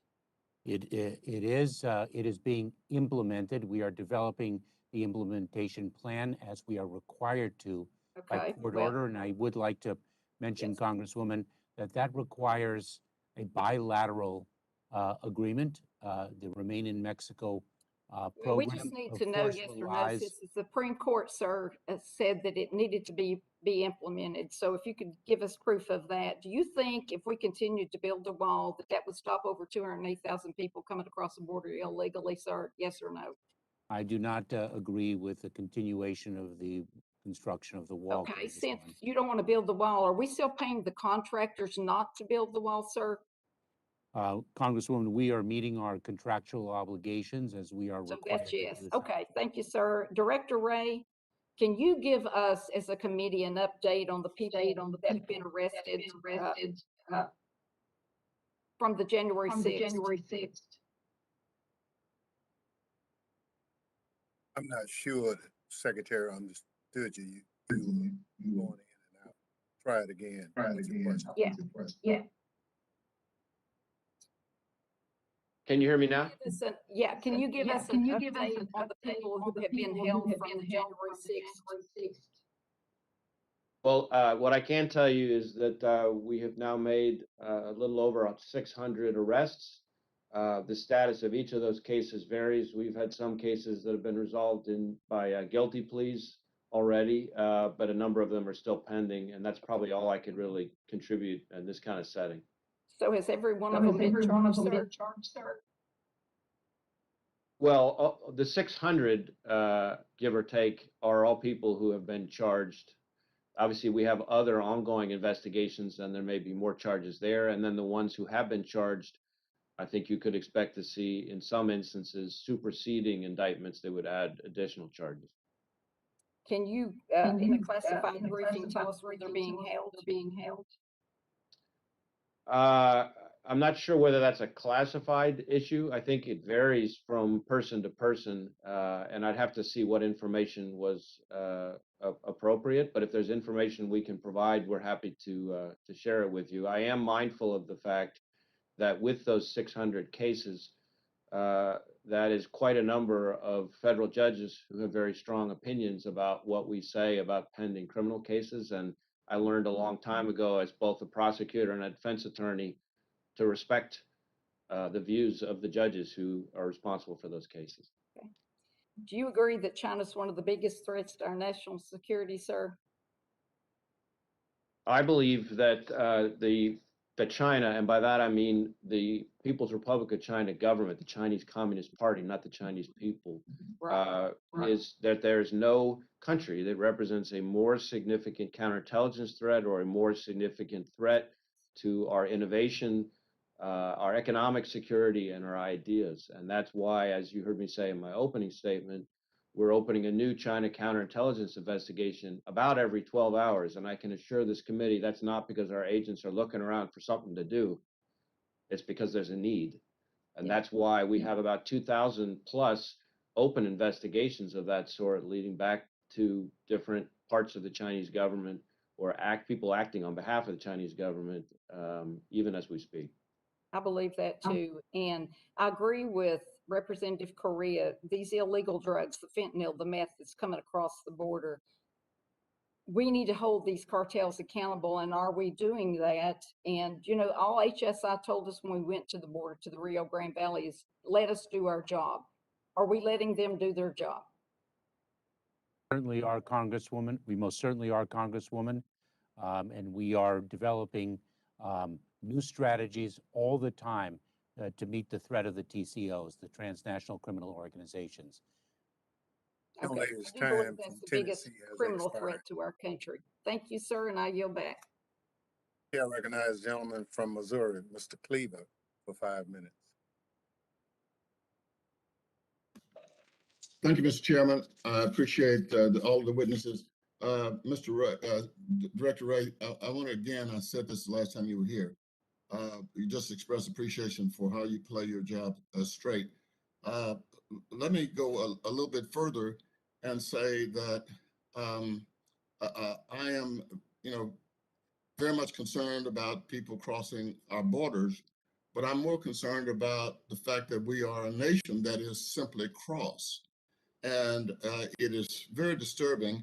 And I can speak experientially here. There was one gentleman who firebombed my office in Kansas City. His name is Eric King. He is in the Colorado Supermax prison. And then there's a gentleman who was just indicted for his little plan to kill me. His name is Kenneth Hubert. And then you spoke earlier about a guy, Timothy Wilson, who was shot and killed by law enforcement because he had a plan in our community to blow up a hospital with a vehicle-borne explosive. I am very, very much. I mentioned all of this to the chairman last night, Chairman Thompson last night. I am very concerned about where our nation is and what we are doing in our nation, and frankly, some of it is coming up here in our hearing today. But Director Wray, is there something that we can do as members of Congress? I'm not asking you to say anything political, but if there are things that we can do to arrest or reduce the domestic terrorism threat, I'm all in. And if you or any of our any of our witnesses today can suggest something that this body can do, I'm ready to try to do it before lunch. Director Wray. Well, thank you, Congressman, for the question and for your kind words of support. Certainly, as I mentioned earlier, we need more agents, more analysts, more tools for data analytics and so forth, because the volume of threats, as your own experience illustrates, is significant. I would also say that more and more across every threat area we contend with, including in the terrorism arena in particular, the issues of end-to-end encryption and user-controlled encryption, both on messaging and on devices, is something that is making us in law enforcement increasingly blind to the threats in our ability to protect all of you and your constituents. And that's a real problem, and it needs to be addressed. I think a lot of Americans don't understand that we are moving rapidly in a direction where no matter how ironclad your support for a search warrant is, no matter how much the judge vigorously enforces its order, and no matter how heartbreaking or horrifying the criminal activity we're investigating, we're moving in a direction where no matter what that is, we will not be able to see the information, and therefore will be significantly hobbled in our ability to protect Americans. And so that's an issue coming to a place where we have lawful access to encrypted information is got to be addressed somehow, or we're going to all wake up in a much more dangerous spot than we already are. So that would be one thing. And then the last point, of course, is the more everyone, including prominent members of the public, our politicians, our corporate officials, et cetera, can. I think my time must be running out. I apologize. Mr. Chairman, if I went over. You actually have a little time, but I'll take it if you want to give it up. Chair recognizes the gentleman from New York, Mr. Garbarino, for 5 minutes. Thank you, Mr. Chairman. Thank you, the ranking member, for hosting this hearing today. Director Wray, my first question is for you. Last week, FBI Deputy Director Paul Abadi said there has been no indication that the Russian government, through President Putin, have taken steps to stop the activities of cyber criminals engaging in ransomware attacks against U.S. entities. In fact, just yesterday, there was a attack on the new cooperative, an Iowa-based farm service provider. It was hit with a ransomware attack and we think a Russian-linked criminal group, Black Matter, is demanding $5.9 million ransom. This is the exact attack that President Biden had messaged to President Putin against, that this is a critical infrastructure, it's a sector, and this is off limits. So I understand from your testimony that FBI is working with State Department and the National Security Council to increase pressure on countries that failed to stop ransomware actors in their territory, like Russia. What specific steps is the FBI taking to pressure these groups? What more should the administration be doing to hold these foreign adversarial linked criminal groups accountable? Well, thank you, Congressman, for the question. Certainly, it's a topic that is the subject of quite a bit of discussion and planning and operational activity these days.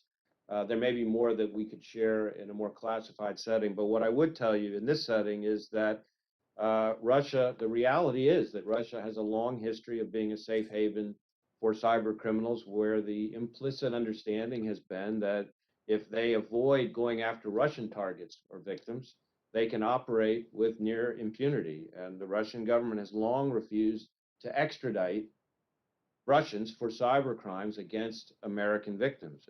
And worse, their Ministry of Foreign Affairs has long been warning its citizens, publicly been warning its citizens, which other countries, which third-party countries to avoid, because those countries, they say, will arrest or extradite those Russians back to the United States to face justice for cybercrime. So it's too soon to tell whether any of the things that are underway are having an impact, but in my experience, there is a lot of room for them to show some meaningful progress if they want to on this topic.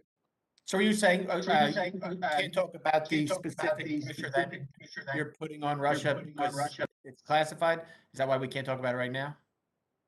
Well, I think I can provide you potentially a more descriptive answer if I don't have the concerns about what I can say publicly. That's all. I understand. I would hope that we hope to do that, because this is a huge issue that does not seem to be stopping. It's just getting worse every month. We hear about another, maybe every week now, we hear about another ransomware attack from a Russian-backed, or if not Russian-backed, they're operating freely in Russia. These groups. So I would very much appreciate if we could have that meeting, Mr. Wray. Mr. Secretary, I have a question following up on, actually, I don't know if it was brought up already, but it's dealing with cyber, and which is, I think, a huge threat to our national security. I understand that there are reports have indicated that the Secret Service purchased 8 drones from a Chinese company called DJI on July 26, 2021. And just 3 days earlier, on July 23rd, the Department of Defense released a statement saying that DJI's products pose the threats to national security. Plus, in 2017, DHS itself stated with moderate confidence that DJI was providing U.S. critical infrastructure and law enforcement data to the Chinese government. The fact that the Secret Service purchased 8 drones, this seems absolutely unacceptable. Why would they purchase equipment from a known foreign adversary, especially in the light of well-documented cybersecurity vulnerabilities? How can the American people trust DHS to protect us from cyber crimes and attacks, ransomware attacks, when the federal government is leaving itself open to security risk by buying equipment from companies like DJI? Congressman, my answer is twofold. Number one, cybersecurity is one of our top priorities in the Department of Homeland Security, and we have an extraordinarily talented and dedicated workforce on that critical mission set. And I will look into the Secret Service purchase that you reference, and I will get back to you and your staff as soon as possible.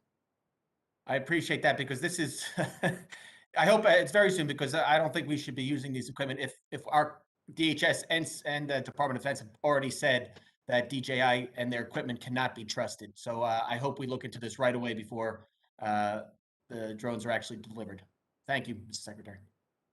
Gentleman's time has expired. Chair recognizes the gentleman from Texas, Mr. Green, for 5 minutes. Thank you, Mr. Chairman, and I thank the witnesses for appearing. And I must say that I have great respect for both of the witnesses. Having observed them over some time now, I have found them to be persons who seem to genuinely want to do the right thing. Me, doing the right thing is important. Almost as important as doing the righteous thing. So today, I would like to have a friendly, more of a colloquy than a Q&A. And I'm just curious about something because we know that Title 42 allows persons to be quickly removed, literally without giving them an opportunity to seek asylum. I suppose you can make your efforts, but Title 42 is for quick removal, as I understand it. And then we also know that TPS allows persons to stay because of conditions in the country that they would ordinarily be returned to. Haitians are in a very unique position.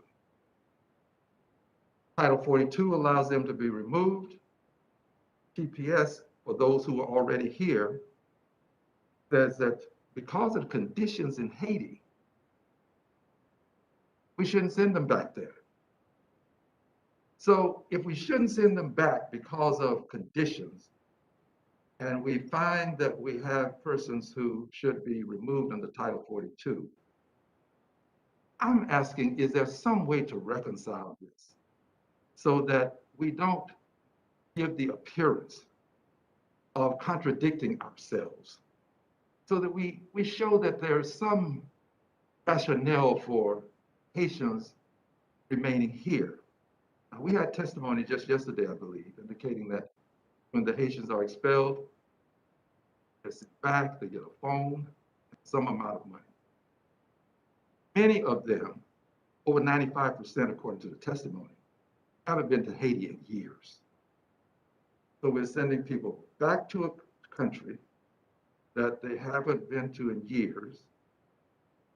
And there are others who are going to be allowed to stay because they happen to have been in the country at a certain time. And we're doing this under Title 42. TPS allows for staying. So isn't there some way, I'm just making an appeal for the Haitians, that there's some way for us to re-examine this? This is an appeal, Mr. Secretary, for us to re-examine this. Maybe there's something we missed. And can you give me some hope, please? Congressman, I very much appreciate what you've said, the question you've posed, and the spirit of your question. I don't think that we can overstate the heartbreak with respect to the vulnerability of the Haitian people whom we are encountering, specifically in Del Rio, Texas, over the last week, and their vulnerability. There are a number of things I'd like to say. Number one, we did grant temporary protected status to Haitian nationals who were resident in the United States prior to July 29th of this year. We, in collaboration with the Department of State, studied the country conditions there and made that determination. And then we have looked at the country conditions and made a determination that in fact we can return individuals who've arrived subsequent to July 29th to Haiti. We are working with countries in South America, Chile, Brazil, for example, to see whether they would accept the return of Haitians who've traveled from those countries. It's complicated for reasons I can explain at a later time when we have more time. And the Title 42 authority, as I've mentioned earlier, is not a matter of immigration policy. It is a matter of public health policy as determined by the Centers for Disease Control's assessment of, in this case specifically, over last year and this year, the trajectory of the COVID-19 pandemic, and most recently, of course, the Delta variant. Thank you, Mr. Secretary. I do appreciate what you said. What would you need for us to reconcile this such that the Haitians would be able to would get a different result? Because I'm just so concerned about having made a decision that the country is not such that we can send some back, but if you got here at a later time, the two conditions have changed. Now, I've been to Haiti. I was there after the last earthquake, not the most recent one, but the one before that. And Haiti, on a good day, can be a place that can be difficult to negotiate. And I'm trying to be very kind because I've got a lot of constituents from Haiti. They love their country. I love it too. So my question is that there just seems to me that there must be something that we can do. And if it requires something from Congress, I'm willing to be the guy to take the risk and ask that we do it. Can you give me some help on this, please? Thank you, Congressman. I'd welcome the chance to discuss that further with you. I know that the State Department, PRM, one office within the State Department, as well as USAID, is very focused on resourcing Haiti and specifically providing greater sustenance to the individuals who are returned there. This is a very complicated and very heartbreaking situation. I really embrace the spirit with which you pose the questions to me, and I would welcome the opportunity to sit down with you and talk it through. Thank you. How do I contact you? Will you contact me? We will reach out, Congressman. Thank you. Thank you very much. On behalf of the patients that I represent. Gentleman's time has Thank you, Mr. expired. Thank you. Chair recognizes the gentleman from Texas, Mr. McCall, for 5 minutes. No, thank you, Mr. Chairman. Secretary Mayorkas, when Jay Johnson was secretary, you were deputy, and I was chairman of Homeland. We had the rise of ISIS and the caliphate. And I commend your department and the FBI and NCTC for stopping probably 99% of those threats. And I worry with the fall of Afghanistan to the Taliban and Bagram Air Base being taken over, we have no eyes and ears on the ground. We have no ISR capability. We can't see or hear anymore the threats, and we can't see Russia, China, and Iran as well as we could before the fall of Bagram. But I want to go back to the border, as Mr. Green was talking about, because in my state of Texas, all these Haitians, 14,000 of them, in addition to the over 1 million that have come in this year, has caused a crisis. I think in your words, you said it's unsustainable and told Border Patrol agents that we are going to lose. And I agree with you with that. I've also obtained emails from CBP agents stationed in Del Rio warning and asking for more resources in early June. And then the foreign minister of Panama warned on June the 3rd about this influx that was coming up to the southwest border. Did you see this threat coming? And if so, what, if anything, did you do? So if I may, Congressman, thank you. It's good to see you. Again, I know we've worked closely for a number of years. I did not say that we are going to lose. That's unequivocally false, number one.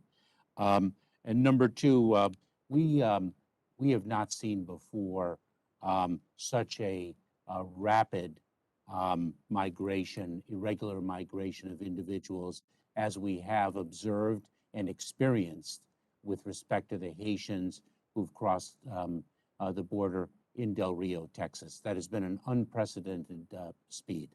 But did you have any warning signs? When the sector chief is being warned about this, when the Panama foreign minister is warning on June the 3rd, and here we are in September, months later. Did you see this coming? Well, so we watch the flow of individuals who are seeking to migrate irregularly through Mexico from the Northern Triangle countries and further south. We do indeed track it. And nevertheless, Congressman, as I previously articulated, the speed with which this materialized is unprecedented. And that is why we surged as many resources as we have. We have deployed as many. If I could, just one last question, and that is, you said this is the worst in 21 years, and I agree with you. And the speed has been very fast paced. The migrant protection protocols, the asylum agreements negotiated by the prior administration, I believe were effective. And unfortunately, this president on day one rescinded those agreements, opening up this border. And the traffickers know that. They know that if they touch base in the United States, they can stay now. And I think, and I respect you, sir. I think you've been a federal prosecutor, deputy secretary. Now you understand this concept of deterrence, but also the fact that these were working. My question is, this has now been taken up to the Supreme Court of the United States, and they have upheld the decision that the migrant protection protocols need to be reinstated. I believe that you can call it whatever you want, sir, but it will greatly help in securing this border that is out of control right now. What are you doing to comply with the Supreme Court order? Congressman, as you know, both of us served as federal prosecutors. We have an obligation to abide by the orders of a court. The district court ordered us to implement the MPP program, and that is indeed what we are doing. We are in ongoing negotiations with Mexico with respect to that implementation. We rely upon Mexico's agreement to do so, and we are moving with deliberate speed. I recognize and respect and will abide by a court order. I appreciate that. I think it will help tremendously. Any assistance you need with dealing with Mexico, I've chaired the U.S.-Mexico IPG for 15 years, and I hope they'll be willing to take the agreement back or to reinstate it, because I do think it will make a difference in this crisis that we have at our border. Gentleman's time from Texas has expired. Here I recognize the gentleman from California for 5 minutes, Mr. Swalwell. Thank you, Chairman. My first question is directed to Director Wray, and I have been tracking the public reports of anomalous health attacks worldwide, including public reporting that there may have been attacks domestically in the United States. And so, Director, what are you doing at the FBI with your agents to determine who is responsible for these attacks, and what message do you have to those conducting these attacks as to what you will do if you find out who they are? For the question, thank you, Congressman. Certainly there is nothing more important to us than the health and safety of our own workforce and the intelligence community's workforce. We at the FBI are working very aggressively in a very concerted way together with our intelligence community partners, who also have a huge role to play on this issue. Our role is doing interviews of victims and pursuing the investigation from both a potential criminal but also national security type perspective. But again, it's a victim-focused effort at the moment, and we are going to make sure that if we can figure out who is responsible, that we leave no stone unturned in holding them very firmly unaccountable. Because if this is an attack, it's totally unacceptable. Thank you, Director. Thank you, Director. Moving to ransomware attacks, also something that has affected America's businesses, and John Chambers, former CEO at Cisco, predicts that there will be 60,000 ransomware attacks. The Bureau has worked to try and help America's businesses, but what additional resources do you need to, one, reach out and work with businesses who have been affected, reach out, provide perhaps cyber hygiene tools that they may need, and of course, to try and claw back any keys that have been stolen from them. And I would also welcome Secretary Mayorkas if he had any insights on this. Well, thank you for the question. Certainly, ransomware has mushroomed significantly over the last year, and it's on pace to mushroom again this year. In terms of what we need, we have significant budget requests that have come before the Congress that are pending as part of a 5-year cyber strategy that I unveiled last September, a year ago. And part of that is designed to make sure that in every field office, we have a true model cyber squad capable of handling a Colonial Pipeline, a JBS, a Kaseya, whatever it happens to be in every field office. We also have the need to be able to improve our training, and we need more technical tools. And I would also say, I know there have been various legislative proposals swirling around about potential pay grade modifications for computer-trained cyber expert personnel in a number of agencies. And if something like that were to go into effect, obviously we would want it to apply to the FBI as well. And a lot of what those personnel are going to do is not just investigate, respond, and disrupt threats, but engage, to your point, with the private sector, with victims. That's one of the strengths, one of the things that the FBI can provide to the fight is with 56 field offices and 250 something RAs, we can put agents on the doorstep of a victim often within an hour or two, no matter where they are and when they get hit. And that's why we need the footprint to be able to make sure that we're doing right by all the victims. Thank you, Director. And Director Mayorkas, actually, I'll follow up with you separately on ransomware, but I do have a question about the reimbursable services program for airports. All politics is local, and I have a local airport in Livermore, California, that would like to use this service, pay for it itself, so that as international flights come in, they can have border agents or CBP custom agents to receive the flights. Is that still a program that DHS supports if local airports want to do that? It is, and it is a Congressman, thank you. It is a program that is implemented on a fact-specific, circumstance-specific basis, and we look forward to speaking with you about it and the jurisdiction that you identified. Great, thank you. Chairman, I yield back. Gentleman yields back. Chair recognizes the gentleman from Texas for 5 Thank minutes. you, Mr. Mr. Chair. Fluger. Secretary Mayorkas, good to see you. We have a letter that I know has been referenced from outgoing Border Patrol Chief Rodney Scott that basically claimed of great concern that he's witnessed any lack of meaningful effort to secure the southern border. And I'd like to ask you, this person was 29 years in the department, a nonpartisan actor, somebody that served 5 administrations with the only goal of securing this country. Is the border more secure under your leadership than when you started? Congressman, the border is secure. We're executing our plan, and I've been very clear and unequivocal in that regard. Mr. Secretary, the question is the border more secure now under your leadership? Congressman, it is no less secure than it was previously. Mr. Secretary, I want to look at something in his letter. Outgoing Border Patrol Chief Rodney Scott said that suspected terrorists are entering this country at a level we have never seen before. And I want to know, I know it's been asked, how many known or suspected terrorists have entered this country this year? I respectfully disagree with Mr. Scott's assertion, and the information that you have requested, we'd be pleased to share with you in a classified context.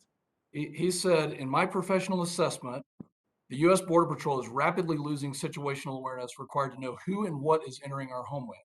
The ability of U.S. Border Patrol to detect and interdict those that want to evade apprehension is being degraded daily. Low-level, unsophisticated, and uneducated smugglers are illegally crossing the border and increasingly evading apprehension daily. To think that well-resourced terrorist networks, criminal organizations, and hostile nations are not doing the same is naive. The current situation is unsustainable and must be mitigated. So I've received the brief. I went to Del Rio in less than 1 week. I was actually there on Saturday at the peak 15,000 people in what your department said yesterday, bum rushed the border. That was, and there's, by the way, 40 to 60,000 on the way. So is the quote true at a level we have never seen before, that terrorists, suspected terrorists, are entering this country at a level that we have never seen before?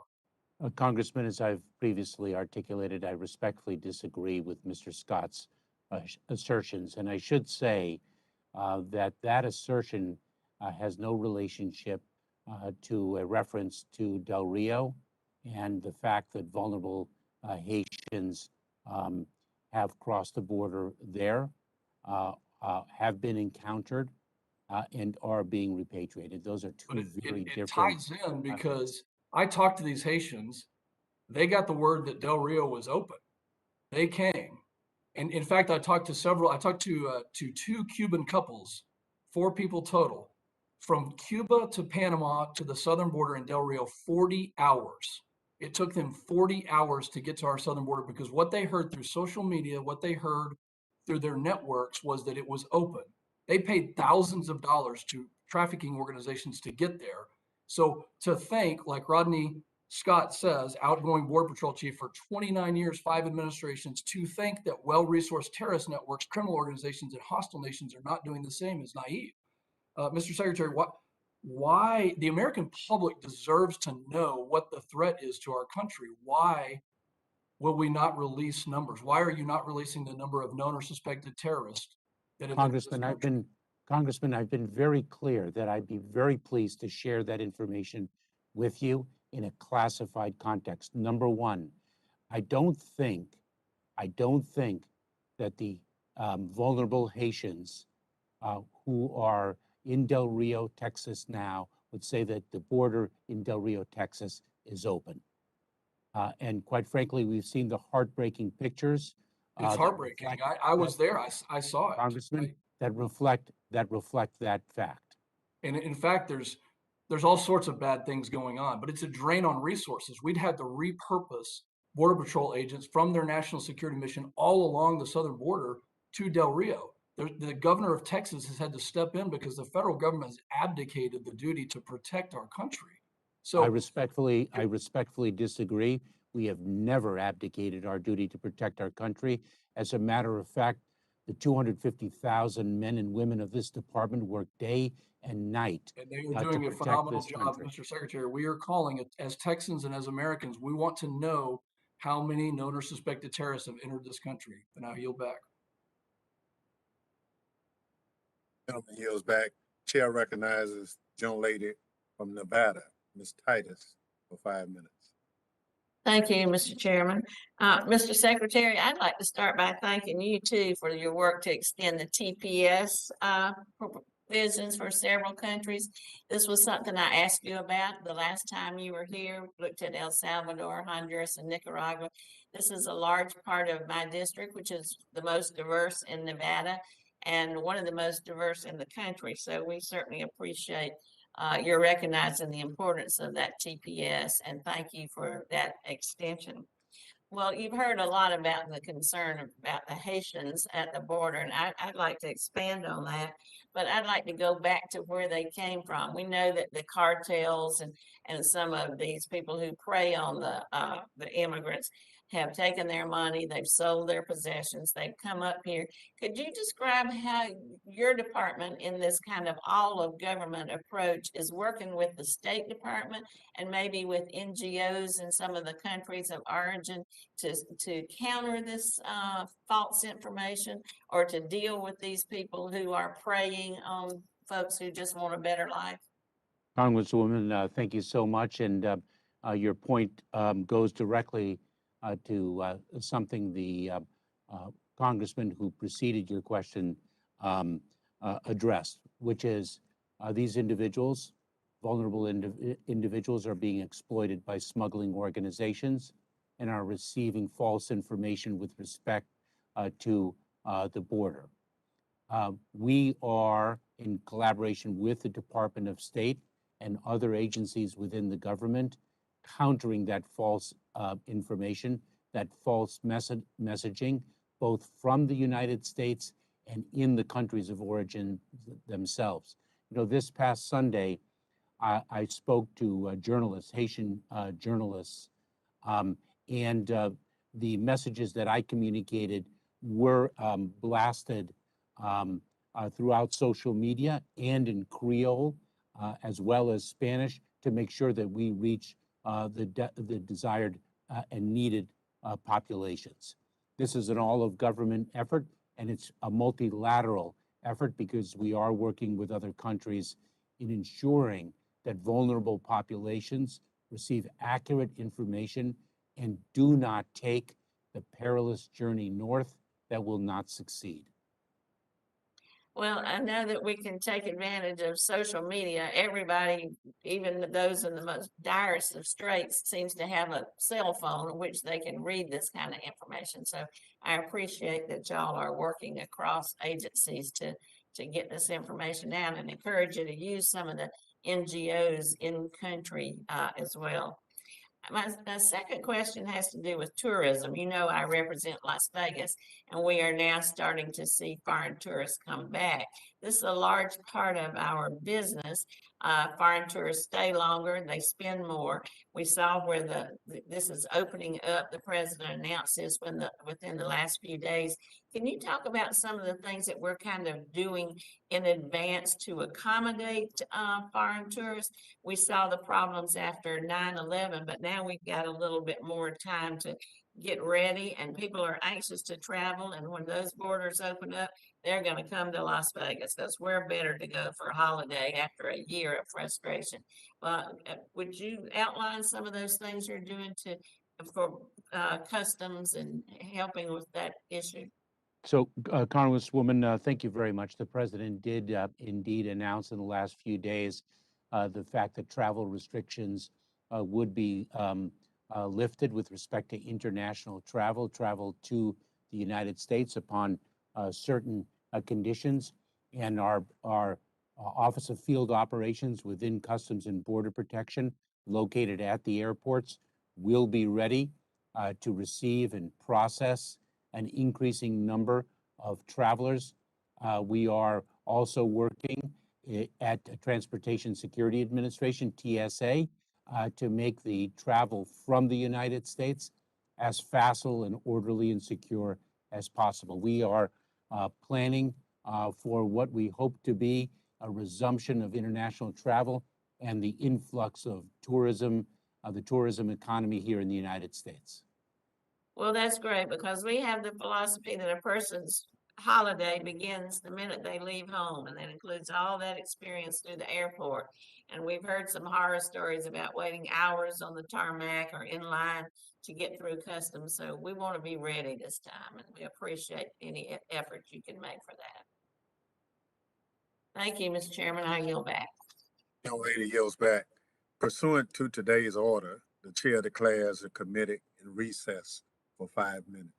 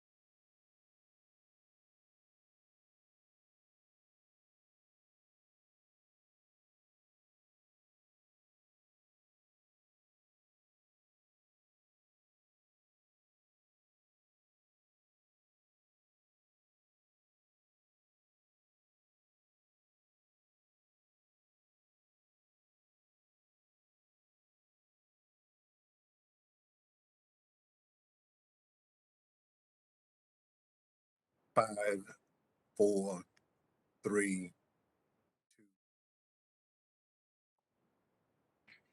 The committee will be in order. Chair recognizes the gentleman from North Carolina, Mr. Bishop, for 5 minutes. Thank you, Mr. Chairman. Secretary Mayorkas, first, I'd like to ask you, Congressman Pfluger asked you a moment ago how many suspected terrorists have crossed the border, and you said you'd be glad to answer in a classified context. Why can't you answer that question in public? Congressman, the information is indeed classified, and some of it is also law enforcement sensitive on a more general basis. These are determinations that are made across the agency, and I should note, if I may, Congressman, that I believe it was in late July that we provided a briefing to this committee with respect to the requested data. So it is information that we already have provided. Thank you, sir.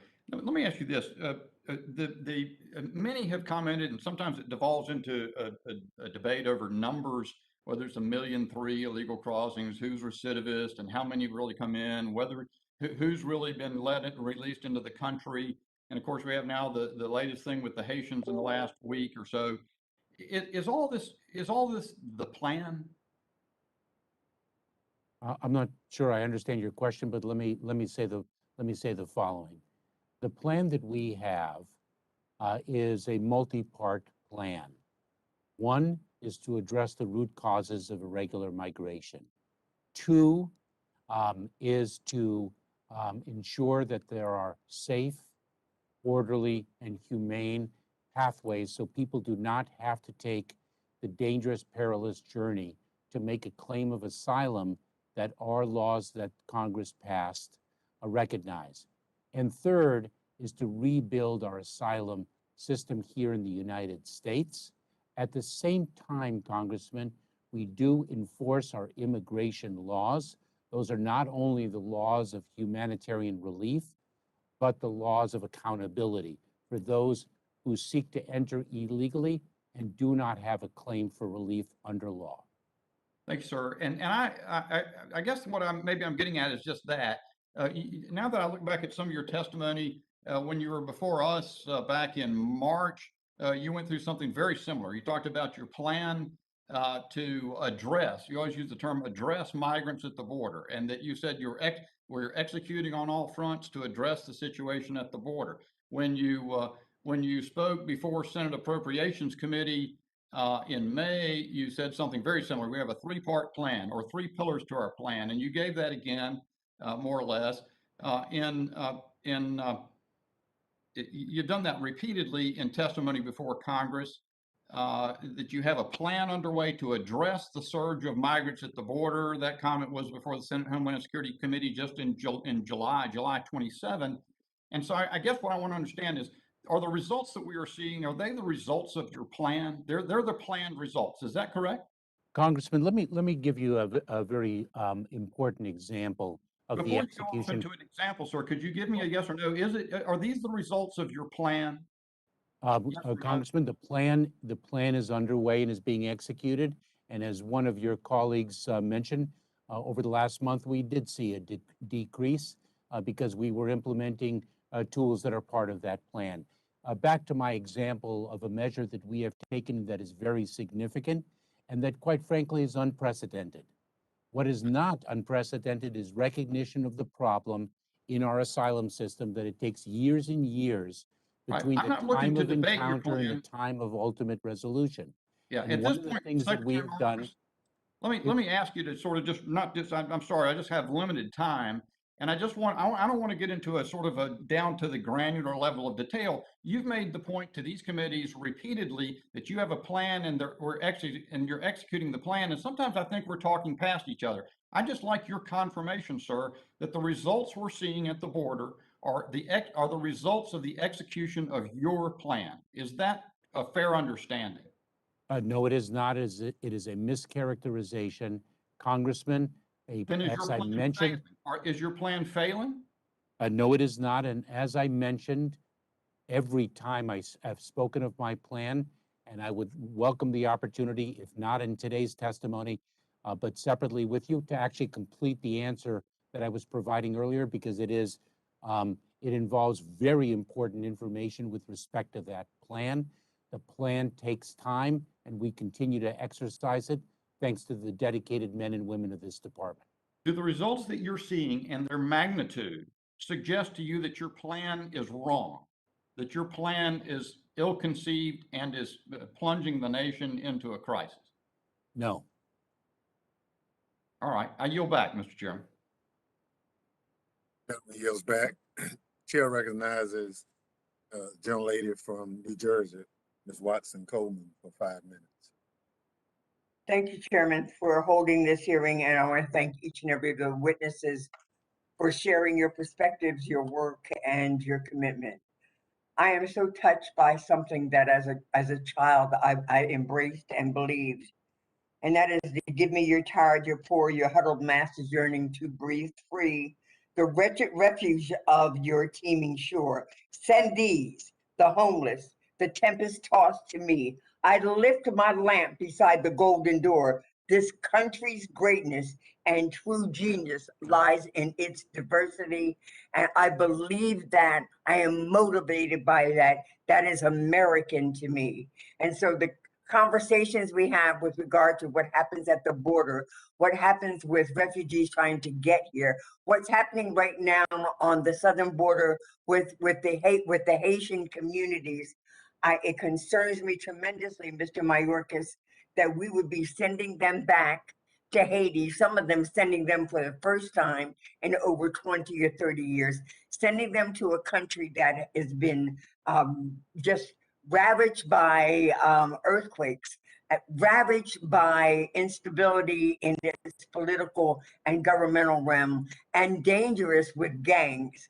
And so I just need to share that I believe our responsibility is to treat them humanely, to process them in a way that gives them the freedom and the opportunity to live in a healthy environment.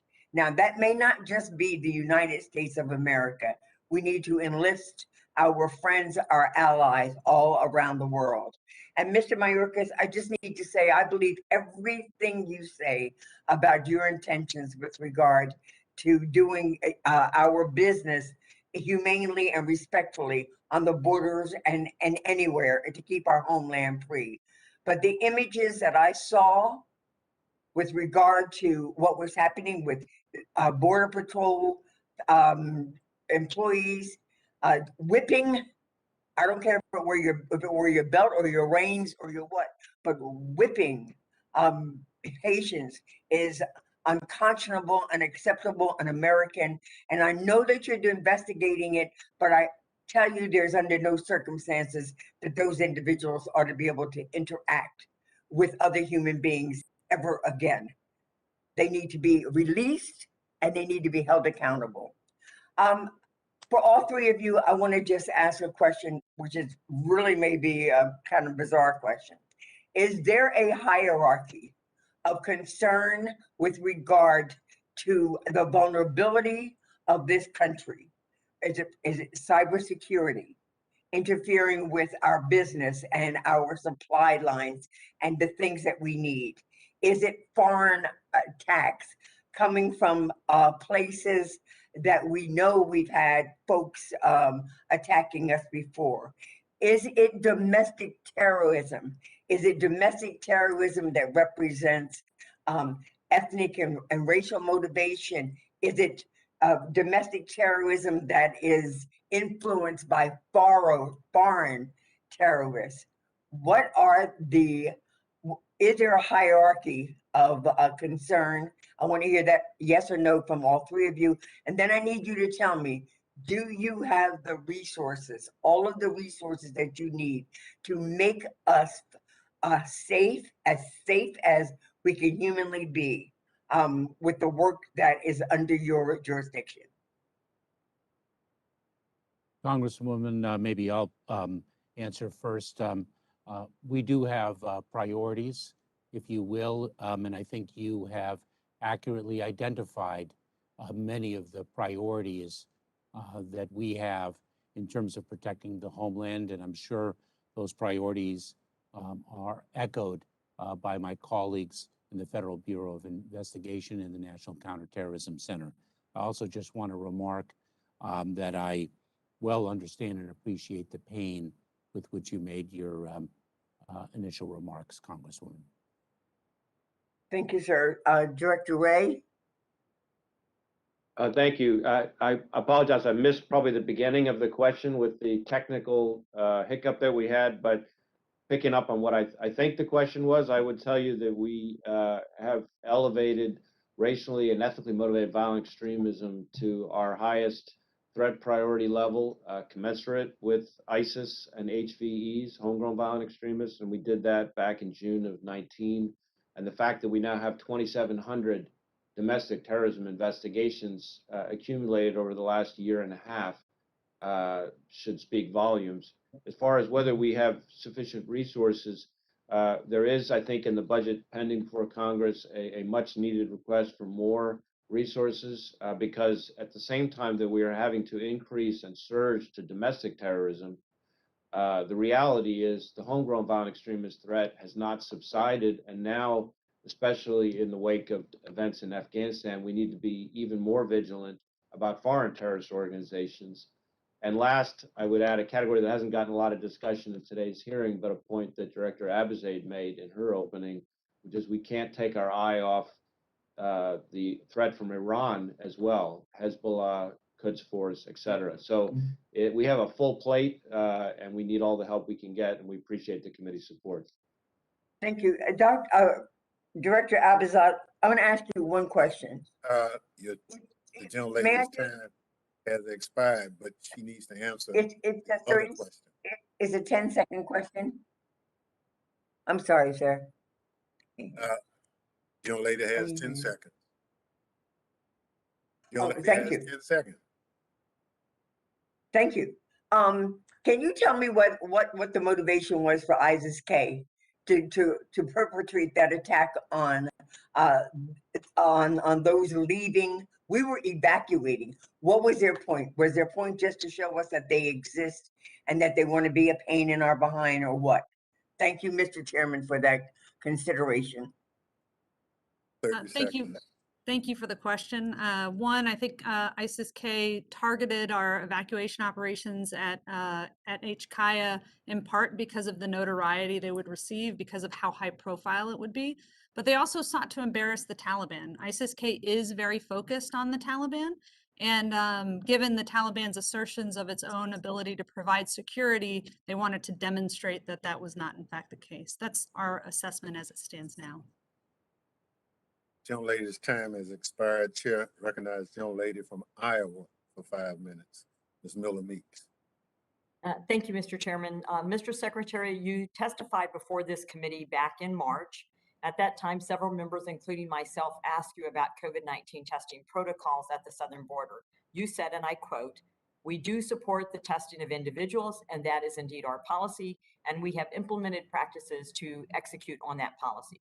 However, on September 10th, the DHS Office of Inspector General came out with a report that stated CBP does not conduct COVID-19 testing for migrants who enter CBP custody. And indeed, that's what I found at the 2 trips I made to the border. Instead, CBP relies on local public health systems to test symptomatic individuals. According to CBP officials, as a frontline law enforcement agency, it does not have the necessary resources to conduct such testing. I don't have to tell you that we're in a pandemic, Mr. Secretary. And I believe that testing of people coming across our southern border is one of the many keys to controlling the spread of COVID-19. That is why back in March, I introduced my first bill, the REACT Act, to require COVID-19 testing for all migrants. The OIG recommendation coming out of this September 10th report said DHS should reassess its COVID-19 response framework to identify areas for improvement to mitigate the spread of COVID-19. The report went on to say DHS leadership must commit to strengthening these COVID-19 preventive measures. Without stronger measures in place, DHS is putting its workforce, support staff, communities, and migrants at greater risk for contacting the virus. Additionally, with the predictable surge of Haitian migrants from South America, they may bring with them the Lambda variant, which is in South America at this time. These are certainly strong words coming out of the OIG. Additionally, the report makes observations regarding lack of social distancing, lack of mask wearing, and general overcrowding in facilities at the southern border, which would all combine to facilitate the spread of COVID-19. And not only COVID-19, I understand there is a measles outbreak at Fort Bliss. This is a huge problem and one that the committee has been trying to get answers for during this entire year. And every time we ask the question, I feel like we get a different response. So I've got a number of questions, and because time is limited, I'm going to run through them so that you can answer them. If we're requiring air travelers to have a negative COVID-19 test before entry, why aren't we requiring the same of land travelers? If we are able to test Afghan peoples for COVID and vaccinate them not only for COVID, but measles, mumps, rubella, and polio, and other age-appropriate vaccinations which are required by the CDC, why is there a double standard along our southwest border? Do you agree with the IG's report? And the DHS did concur with 2 recommendations in that report, I believe. Do you agree that it's your responsibility to ensure that there are strong protocols at the border to mitigate the spread of COVID-19? Do you commit to implementing the IG's recommendations and identify ways to mitigate the spread of COVID-19? And do you commit to report back to this committee within a month on the progress the department has made at the border on testing for COVID-19? Thank you. Congresswoman, may I seek your indulgence to obtain a transcript of all the questions that you've asked and answer them rapidly? I did not catch them all now. I will say, Congresswoman, that I do appreciate your focus on the communicable diseases with respect to migration, whether it's by air or by land, and in fact by sea. We have concurred in the Inspector General's recommendations. We have made changes to some of our COVID-19 protocols, and I will provide the requested information to you as rapidly as possible. Well, Mr. Secretary, I appreciate your respect for the questions I asked, but I've been asking these questions since March, and we've seen no policy or protocol changes, and yet we see a totally different response for Afghan refugees coming to this country than we do for those along at our southern border, to include which this massive spending bill that is coming out and we're expected to vote on doesn't have adequate resources for CBP to do its job. So I thank you so much for your testimony. I expect that we will see changes in protocol and policy, and I'll reintroduce what legislation I can to force those changes. Thank you so much, and Mr. Chair, I yield back my time. Gentlelady yields back. Chair recognizes gentlelady from New York, Ms. Rice, for 5 minutes.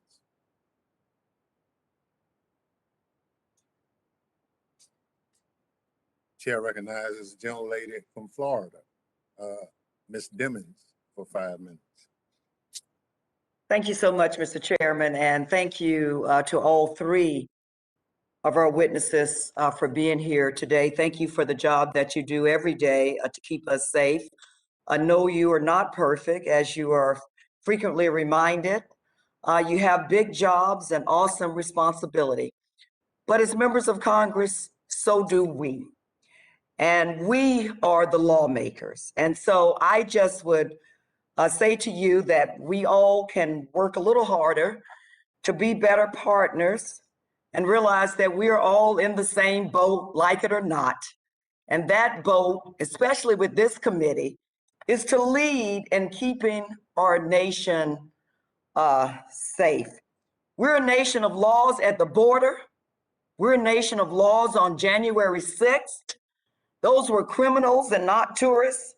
And doggone it, we're a nation of laws regarding foreign entities. And if we would remember that, I think we all could be better partners and never risk our nation being attacked by anyone in such a cruel and vicious way. I want to just acknowledge the victims of 9/11 and the brave first responders on that day.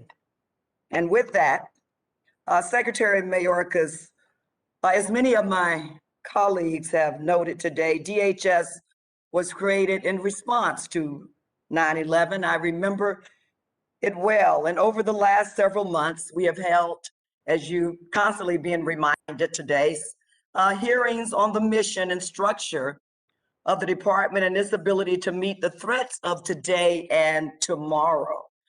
One concern raised on many occasions is that the department's mission has grown incredibly.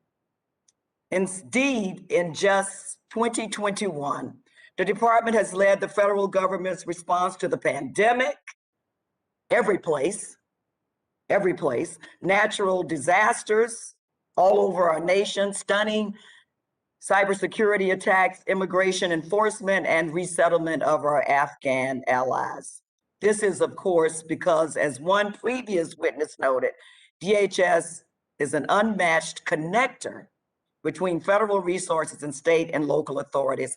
Secretary, understanding that information and resource sharing to prevent attacks against our homeland is such an important function of the department, as the mission of the Department of Homeland Security and the responsibilities of its components grown too vast for one department? Mr. Secretary. Congresswoman, I thank you so much for your question. I don't think so. We are fundamentally a department of partnerships. I think we are working now very cohesively across the department, across our different agencies and offices. And I think that we are working more collaboratively and closely with our state, local, tribal, and territorial partners than ever before. We have, for example, through the Office of the Office of Intelligence and Analysis, been disseminating critical products in partnership with the Federal Bureau of Investigation to our local first responder community so that they are very equipped and empowered to address the threats that they face in their respective communities. And I know you know this very, very well, given your lifelong dedication to the law enforcement and public safety mission. I think we're working very cohesively. We have a lot more to accomplish in that regard, and we're very focused on it. Mr. Secretary, information sharing certainly was one of the major focuses, or I think recognized vulnerabilities 20 years ago. How would you say, as the Department of Homeland Security Secretary, we're doing along the local, state, and federal level with information sharing? I think, Congresswoman, if you would ask the state, local, tribal, territorial partners that we have, they would echo my assertion that we are doing better than ever before. We have not only issued an NTAS bulletin and renewed it several times, we've sent out multiple products in different forms. We are focused on real-time, actionable information in the hands of our partners to strengthen our homeland security. I think we're doing better than ever before, and we'll do better tomorrow than we are today. Again, to all three of our witnesses, thank you for what you do to keep us safe every day. We are committed to joining you as effective partners in that effort. Mr. Chairman, I yield back. Young lady yields back. Chair recognizes gentleman from New Jersey, Mr. Van Drew, for 5 minutes. Thank you, Mr. Chairman. Secretary Mayorkas, in your written testimony, you stated that DHS confronts complex challenges, including international and domestic terrorism, a global pandemic, malicious cyber activity, organized crime, catastrophic impacts of climate change, among others. And I understand that, they all are. I had to notice immediately that you didn't mention the crisis at our southern border as a challenge facing the department. Let me say to you, I understand your intentions, but you say that we are doing better today than we were. It seems to me we are doing worse today than we did yesterday, and I almost expect us to do even worse tomorrow than we are today. I don't agree with you. I think there are a lot of people using straight common sense that look at videos, that read reports, that look at information, that have spoken to law enforcement there. And we know that so far in 2021, there's over 1.3 million migrants have been apprehended at the American southern border, which is a 386% increase from this time last year. Let's call it what it is. This is a disaster. Additionally, August was the 6th straight month where we had 170,000 encounters at the border. That's unbelievable. It's been reported now, and we've seen all the pictures that we've got 9,000 migrants, give or take thousands, that may have entered the United States without being tested for COVID-19, with only being issued a notice to appear at an immigration hearing. And look what we see under the bridge in Del Rio: people bathing in the water, people obviously lacking hygienic, necessities, people who are sick, people who are involved with drugs. This is all there. This is nothing, I sit back, and again, as I said to you last time when we had this, it's like I'm in Bizarro world. I see it in front of me, you see it in front of you, but some people pretend not to see it. And I don't mean to be disrespectful to you, sir, but sometimes it seems like you don't want to see it. And the reality is, we talk about the underlying causes. So really, let's talk about this. What we're saying is, other countries have severe problems with poverty, education, nutrition, a host of areas. We understand that, but it is naive and arrogant of us to believe that we're going to fix all of that and make that all better, which throughout history we haven't even been able to do. And then that's going to stop the big push into the United States of illegal immigration in a timely way. That's nonsensical. The way that you do this is through the rule of law. The way that you do it is that you have a border. And when you have a border, you also have a border fence or a border wall. You have what you need. You have the proper amount of law enforcement to ensure that things don't get out of control. You ensure that you're reducing the amount of drugs that are coming into this country. And don't tell me that we're not getting more drugs because of this. We are. There's so much fentanyl now in our country. The numbers keep going up. It used to be you could kill every man, woman, and child 2 times over, then 3 times over, then 5 times over. I think the latest number is 7 times over, but we really don't know because it's just pouring in. We're using kids as drug mules. So we have sick people, we have drug-infested situations, we have a lack of hygiene, we have no rule of law at the border, we do the best we can, and certainly our men and women who work down there are. And then you say to me, it's better than it was when you were here last time. No, it is not better than it was last time. It's scarier and it's worse than it was last time. Texas can't absorb all these people. America can't absorb all these people. And we don't even know if they're healthy. We don't even know what problems we have. We haven't got, we really haven't taken enough care with evaluating each individual that's coming over. And we just can't. Undocumented migration is not appropriate. It's not how we work in America. We should change the immigration laws. I agree with that. But nevertheless, this is absolutely not the answer. So respectfully, again, I'm trying to be nice, but I'm angry and I'm tired. And Americans are angry and they're tired. We want to hear real answers. And please don't tell me we're going to make the whole world better in 6 months. By addressing climate change and all their social problems that they have and all the military problems that they have. It's always been that people came to America because almost everywhere else is much worse and America is much better. But we have to have control of the situation. This is nonsensical and it's damaging and it's disturbing and it's hurting our people and it's hurting our country, and it should be one of our #1 priorities. So tell me, do you really believe that it's better now? Do you personally take any responsibility for this crisis? Congressman, I think you've said quite a number of things, and I'd really like to speak with you fulsomely about everything you've said. You mentioned something that I think deserves particular emphasis, and that is you referenced our broken immigration system and the need to fix it.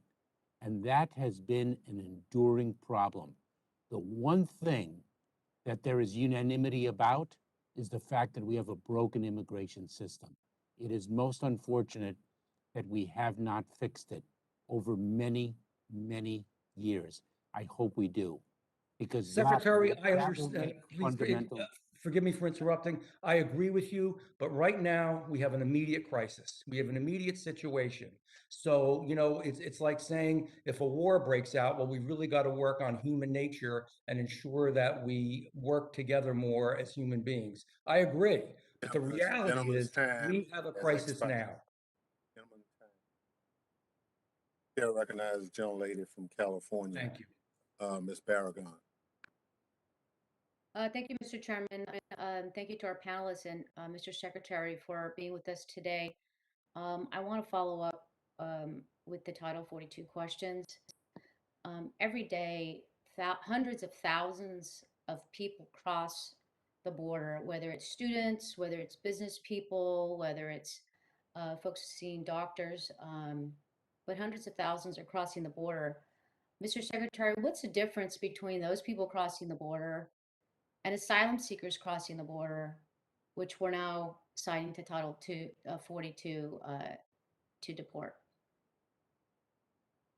Congresswoman, I'm not exactly sure what particular differences you're focused upon, but as you know, we are exercising in between the ports of entry the CDC's public health authority under Title 42.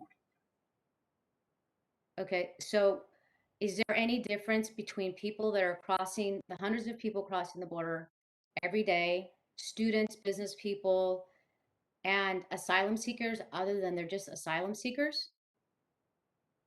I'm sorry, Congresswoman, I don't quite understand your question. Yes, I mean, there are many differences between migration, the movement of people through a port of entry, and the encountering of an individual in between the ports of entry. There are numerous differences between those two phenomena in a number of respects, legally, from a public health perspective, a whole host operationally. I'm just not quite sure what you're focused upon. I apologize. Well, I'm focused on the fact that this is a discriminatory policy that is implemented because people are asylum seekers, because the public health crisis does not discriminate whether you're an asylum seeker or whether you're not an asylum seeker. So I just think it's a discriminatory practice. And I just want to continue to encourage the administration to end the use of Title 42 in a day and age where we have vaccines and we have requirements we can put in place for people to get vaccines. Mr. Secretary, moving on, how does CBP choose which Haitians will be expelled via repatriation flights and which individuals will be processed into the United States? Congresswoman, our policy is to employ Title 42, the CDC's public health authority, to the fullest extent possible in light of the CDC's public health assessment and the public health imperative. It is a matter of, for example, our operational capacity, the willingness of a partner country and its capacity to receive individuals. There are a host of factors. In addition, there are very limited exceptions to our Title 42 authority. For example, as I think you recognize, we do not enforce it with respect to unaccompanied children. That was a policy that was implemented very early on. There is a Convention Against Torture exception. There are individuals who have severe and acute vulnerabilities that we recognize. And I would be pleased to provide more information in that regard. Thank you, Mr. Secretary. I'd like to talk a little bit now about seaports. Nationwide, seaports are seeing record high levels of cargo volumes and increases of container ships, resulting in port congestion. Ships with containerized cargo are stalled in marine terminals, and vessels spend days at anchor waiting to load or unload at port of terminals. In fact, the Port of Long Beach and the Port of Los Angeles in my district this week had 65 ships at anchor waiting to unload cargo. Before the COVID-19 pandemic, it was uncommon for more than one ship to wait to unload. Unfortunately, port congestion is expected to be an ongoing challenge. Can you describe the challenges that port congestion might pose to maritime port security? So if I may, Congresswoman, the greatest challenge with respect to port congestion is the obstacle to the very facile movement of goods through those ports and serving the economic engine. This is a consequence, as we know all too well, of the COVID-19 pandemic. the Office of Field Operations, the United States Coast Guard. All our services are very focused on maritime security on the one hand, and of course, the facile movement of lawfully imported goods to the United States. We're very focused on this. Mr. Secretary, I have to say I'm a little disappointed. The question was very specific about what challenges that congestion might pose to maritime port security. I hope you will follow up, given that I represent a port and ports are very important, that I get an answer to that specific. I want to know what the security issue is from congestion. What you said it to me was just restating the problem. And with that, Mr. Chairman, I yield back.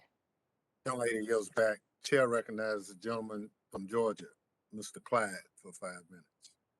Thank you, Mr. Chairman. To follow up on Representative Miller-Meek's line of questioning, these are for Secretary Mayorkas. Mr. Secretary, the last time you testified before the committee, you admitted to this committee that your agency had released migrants who have tested positive for COVID-19. Since then, multiple reports have indicated that thousands of COVID-positive migrants have been released from DHS custody. In addition, the DHS Office of Inspector General released a report highlighting that your department has failed to take sufficient COVID-19 preventative measures at the border, which puts the DHS workforce and communities at unnecessary risk of being exposed to COVID-19.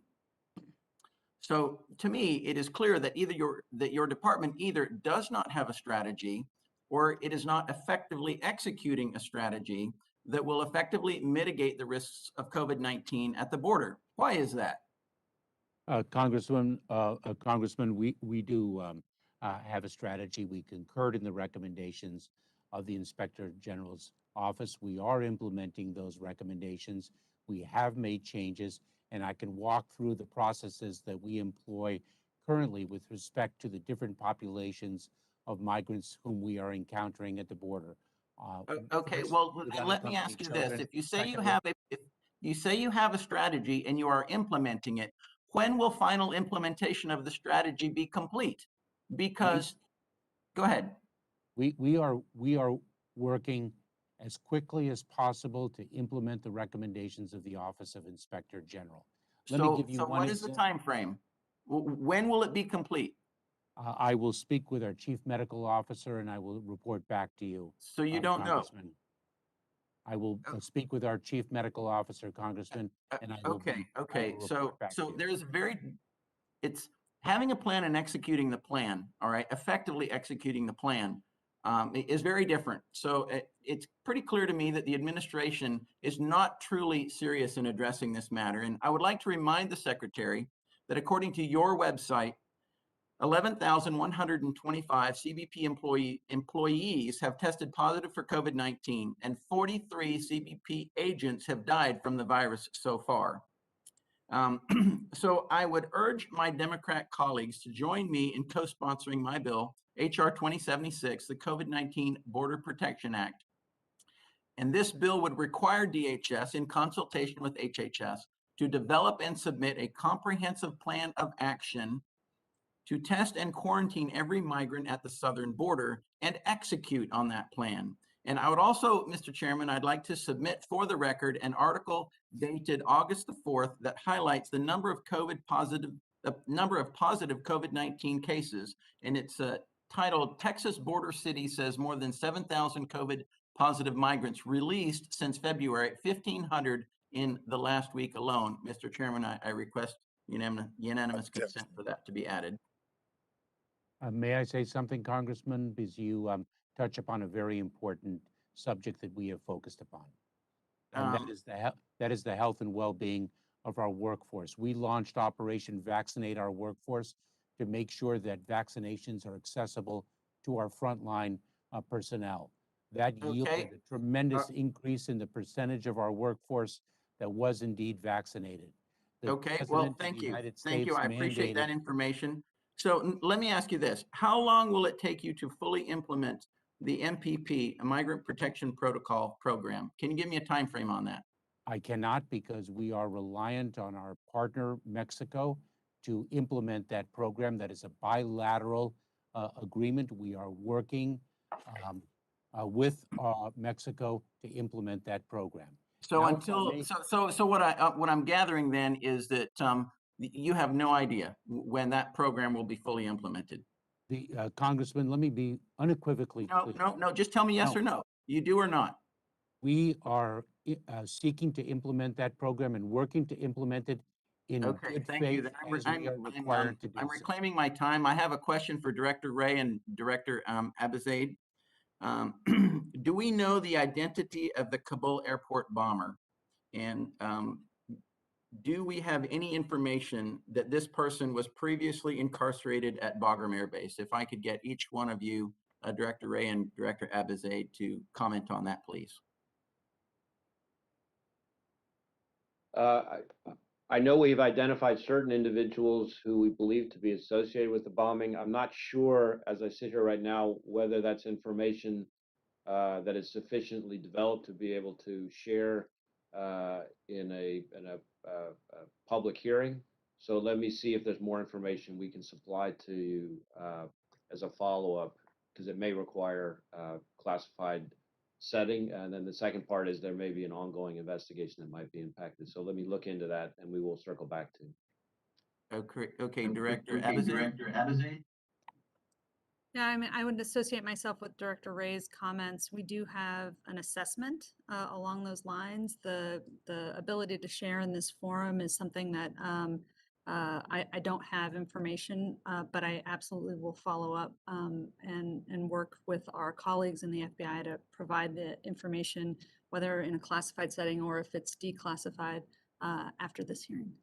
Okay, thank you very much. I appreciate your commitment in that. Gentleman's time has expired. Chair, recognize the young lady from Florida, Ms. Kamat, for 5 minutes. Well, thank you, Mr. Chairman, and thank you to our witnesses for appearing before us here today. My colleagues have discussed a number of U.S. national security concerns, and I share those same concerns. There's no doubt that our homeland faces more threats than in any time since 9/11. The list of threats is long and far-reaching. But today, I would like to focus on the crisis on our southwest border. Now, Secretary Mayorkas, seeing as how this is our third time meeting to discuss this issue, I would like you to answer my questions with a simple yes or no as to not waste time. I would also caution you to refrain from making promises about providing us members of Congress with additional information in a timely manner, because we have just recently received information from a March 17th hearing. In fact, I received the answers to that March 17th hearing on August 24th, 161 days after we requested that information. You can imagine how frustrating that probably is as a member of Congress tasked with oversight of the executive branch. So with that in mind, I'd like to jump right in to a series of questions. Can you please provide me with the name of the individual who made the decision to suspend flights to Haiti the first week of September? Congresswoman, that was a collective decision. And that was a temporary, if I may say, not cancel, but postpone temporarily flights. And did you make the recommendation? I'm sorry, and those were few in number. Did you yourself make the recommendation to suspend the flights? It is my responsibility as the Secretary of Homeland Security. I own that. So yes, okay, thank you. Yes or no, you have committed to briefing my colleagues in a classified setting on a number of known terrorists that have crossed into the United States or attempted to. Now, I think we can all agree that terrorists on the known watch list crossing into the United States is an immediate threat. So will you commit to that briefing for this committee before the end of this month? Congresswoman, we will provide another briefing to this committee. I understand that we provided that briefing previously in July. If I may by say the end of this month? I will not myself be able to do that, but I'm sure my team would be, Congresswoman. May I say something with respect to? Well, actually, I have a very limited amount of time, so I need to get through this because there's just a litany of issues. Now, how many DHS personnel, including CBP and USBP personnel, have been pulled from their duties related to the southwest border in order to manage the processing of Afghans into the United States? So I believe that over 20 individuals from the United States Border Patrol have been directed to the transit countries to Okay. assist.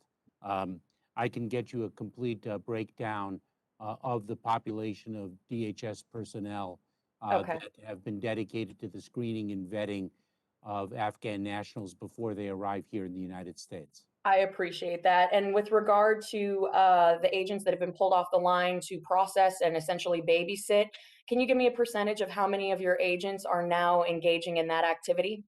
Oh, I disagree with that characterization, I didn't Congressman. ask if you disagreed. I asked for the percentage of how many, given a percentage of your agents have been pulled off of their primary in law enforcement duties. Congresswoman, I just disagree with the question. I'm sorry, you're assuming facts. We have multiple Secretary duties and Mayorkas, I'm going to have to responsibilities. reclaim my time, and I can answer that question for you. In one of your busiest sectors, the RGV sector, 75% of your Border Patrol agents have been pulled off the line to babysit and process. That is a disgrace.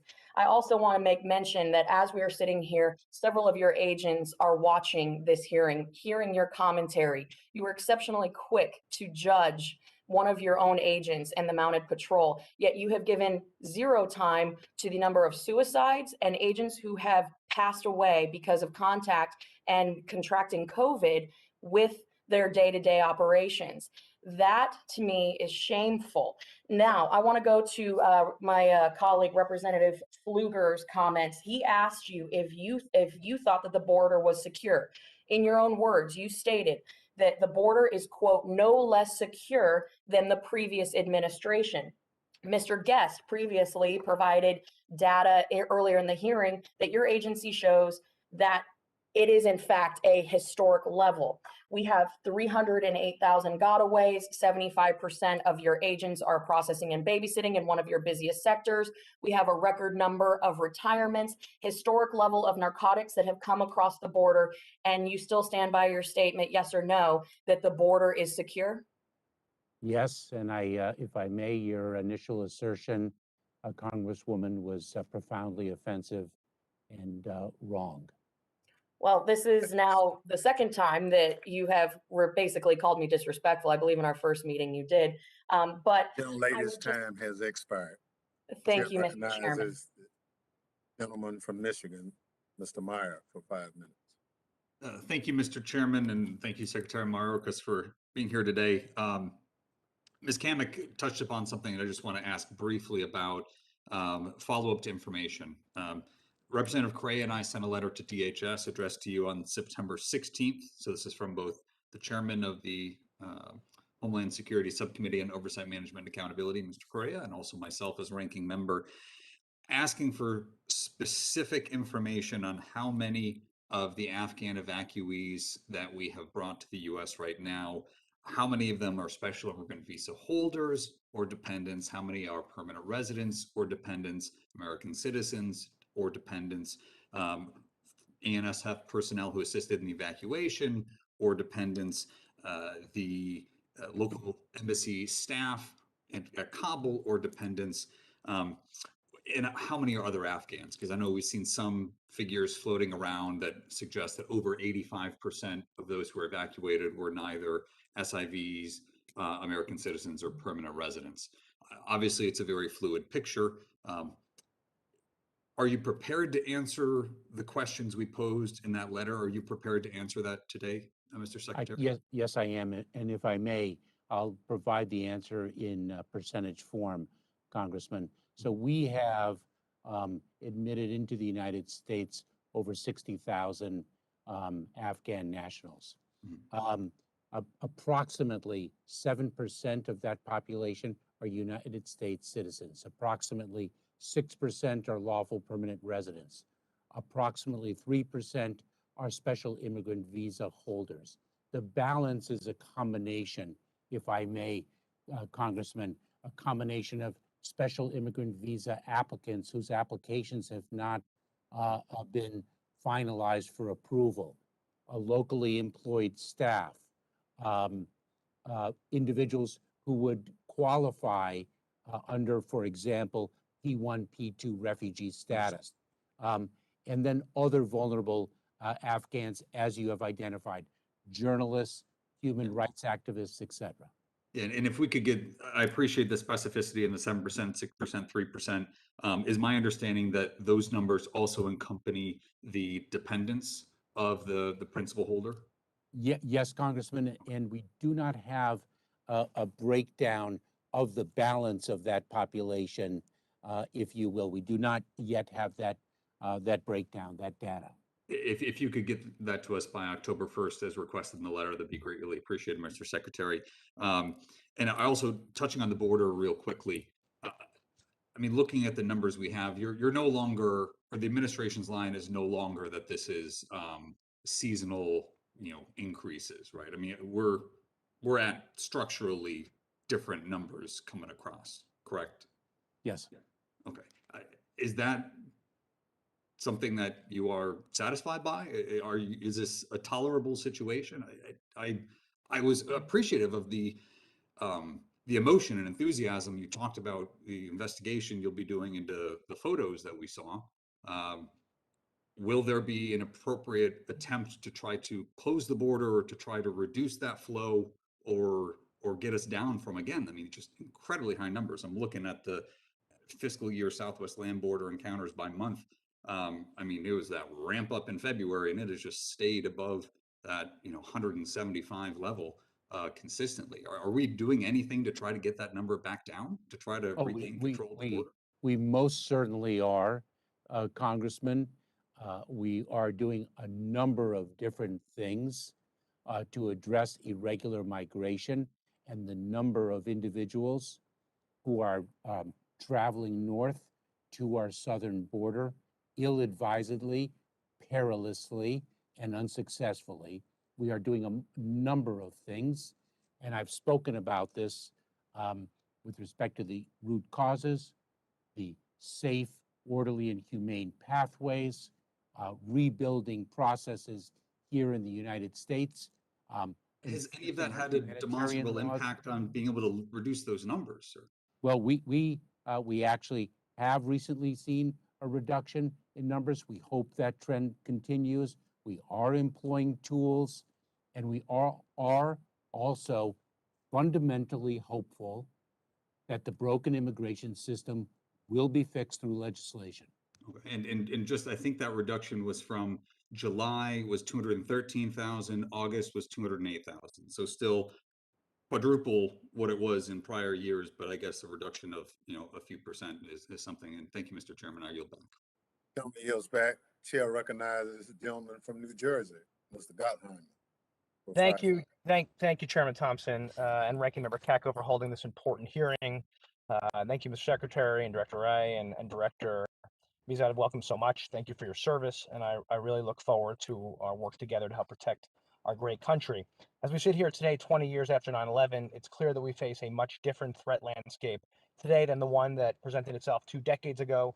We've seen the rise of a diffuse domestic and homegrown terrorist movement, especially white supremacists and other racially or ethnically motivated violent extremists.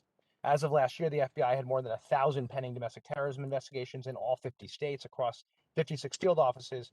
And earlier this year, in recognition of these threats, the Department of Homeland Security, FBI, and National Counterterrorism Center, agencies our witnesses today represent, were each charged with fulfilling specific goals under the first ever National Strategic for Countering Domestic Terrorism.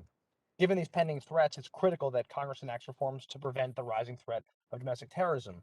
Mr. Secretary, in July, this committee approved my bill, the Darren Drake Act. It's named in memory of a resident from my district, Darren Drake of New Milford, a victim of October 2017 New York City West Side Highway terrorist truck attack. The bipartisan bill will direct the Secretary of Homeland Security to develop and disseminate best practices for rental companies and dealers to report suspicious behavior to law enforcement agencies at the point of sale of a rental vehicle to prevent and mitigate acts of terrorism using motor vehicles. Mr. Secretary, how will these provisions help protect communities, in your opinion, from future terrorist attacks? And what other reforms are most needed to prevent domestic terror incidents like those we've seen in recent years? Congressman, your bill is extremely important because it speaks of a fundamental need, not only the dissemination of information to state, local, tribal, territorial law enforcement, but the dissemination to the private sector and the sharing of best practices. And we are working to implement that very thoroughly. I think it's a very important measure, and we have designed the Center for Prevention Programs and Partnership precisely to accomplish that mission, to equip and empower all of society to work within the communities to address this increased threat. Thank you so much. I really appreciate that. Dr. Abizad, in February, along with Representatives Brian Fitzpatrick, Andre Carson, and Chris Smith, I introduced the bipartisan Saraceni Enhanced Aviation Act of 2021 to require the installation of secondary cockpit barriers on all commercial passenger aircraft to prevent terrorist attacks similar to 9/11. The bill mandates the installation of inexpensive, lightweight wire mesh gates between the passenger cabin and cockpit door, blocking access to flight decks whenever the cockpit door is open during flight on all existing aircrafts. Director, looking back on the 20 years since 9/11, how can we prevent measures like this one help further protect American citizens? And in your view, what more is needed? No, thank you very much for the question. In general, the threats to aviation security are from foreign terrorist organizations in particular, remain of concern even here 20 years later. The enhancements that have happened in the intervening time have certainly protected us, and the establishment of organizations like TSA, like DHS, like NCTC have all contributed to that. That said, every additional step is that would further improve security is something that that we think will deter terrorist capability with regard to aviation security or other tactics they may use. And so we appreciate the effort that that you've gone through to do that. Director, do you think we need that secondary barrier on all planes, not just the new commercial ones, but existing flights?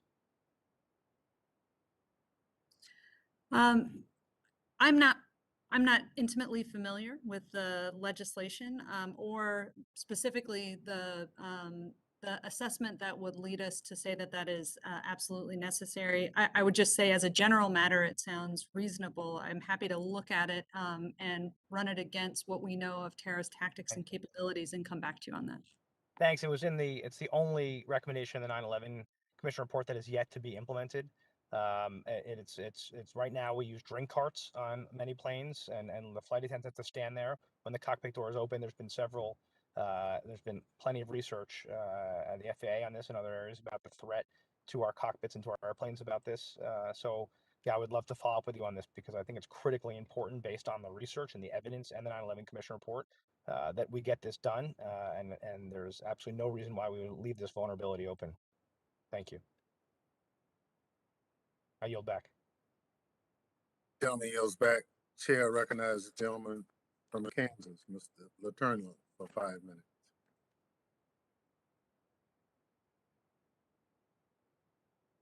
Gentleman needs to unmute himself.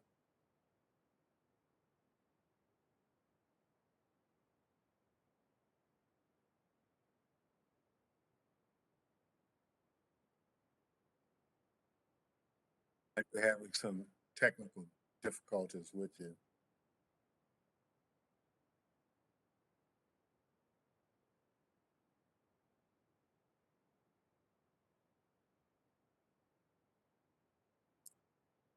We're still not able to hear you, Mr. Letourneau.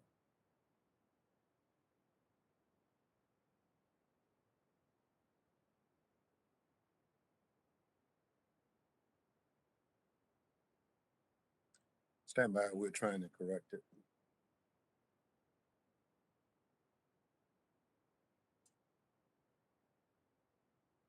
Can you hear me now, Mr. Chairman? Yes, I can. Go ahead. Mr. Chairman? Well, okay. You own. Go ahead.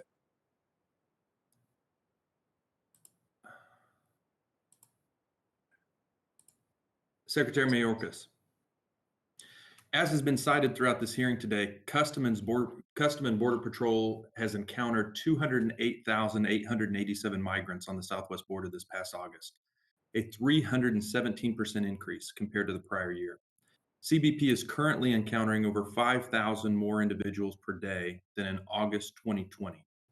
And we have seen 6 straight months with over 170,000 encounters. Your Inspector General also just released a report highlighting the fact that your agency has failed to ensure sufficient COVID preventative measures at the border. And after nearly 3 decades of service at CBP, former Border Chief Rodney Scott stated that DHS is seeing terrorists cross our border, quote, at a level we have never seen before. This is absolutely unacceptable, and this disaster must be addressed immediately.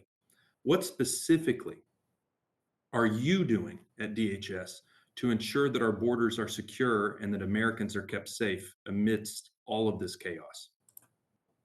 If I may, Congressman, I can spell out quite a number of measures that we are taking.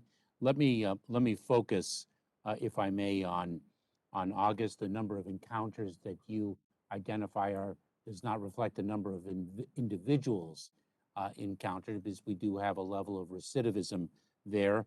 You cite a 208,000 figure.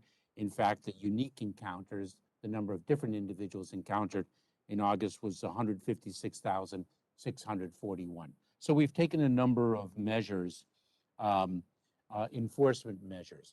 For example, we've increased the number of lateral flights from one area of the border to another, and then we have the removal flights leave from that second processing area into the interior of Mexico to make recidivism more difficult and to ease the processing line and facilitate it.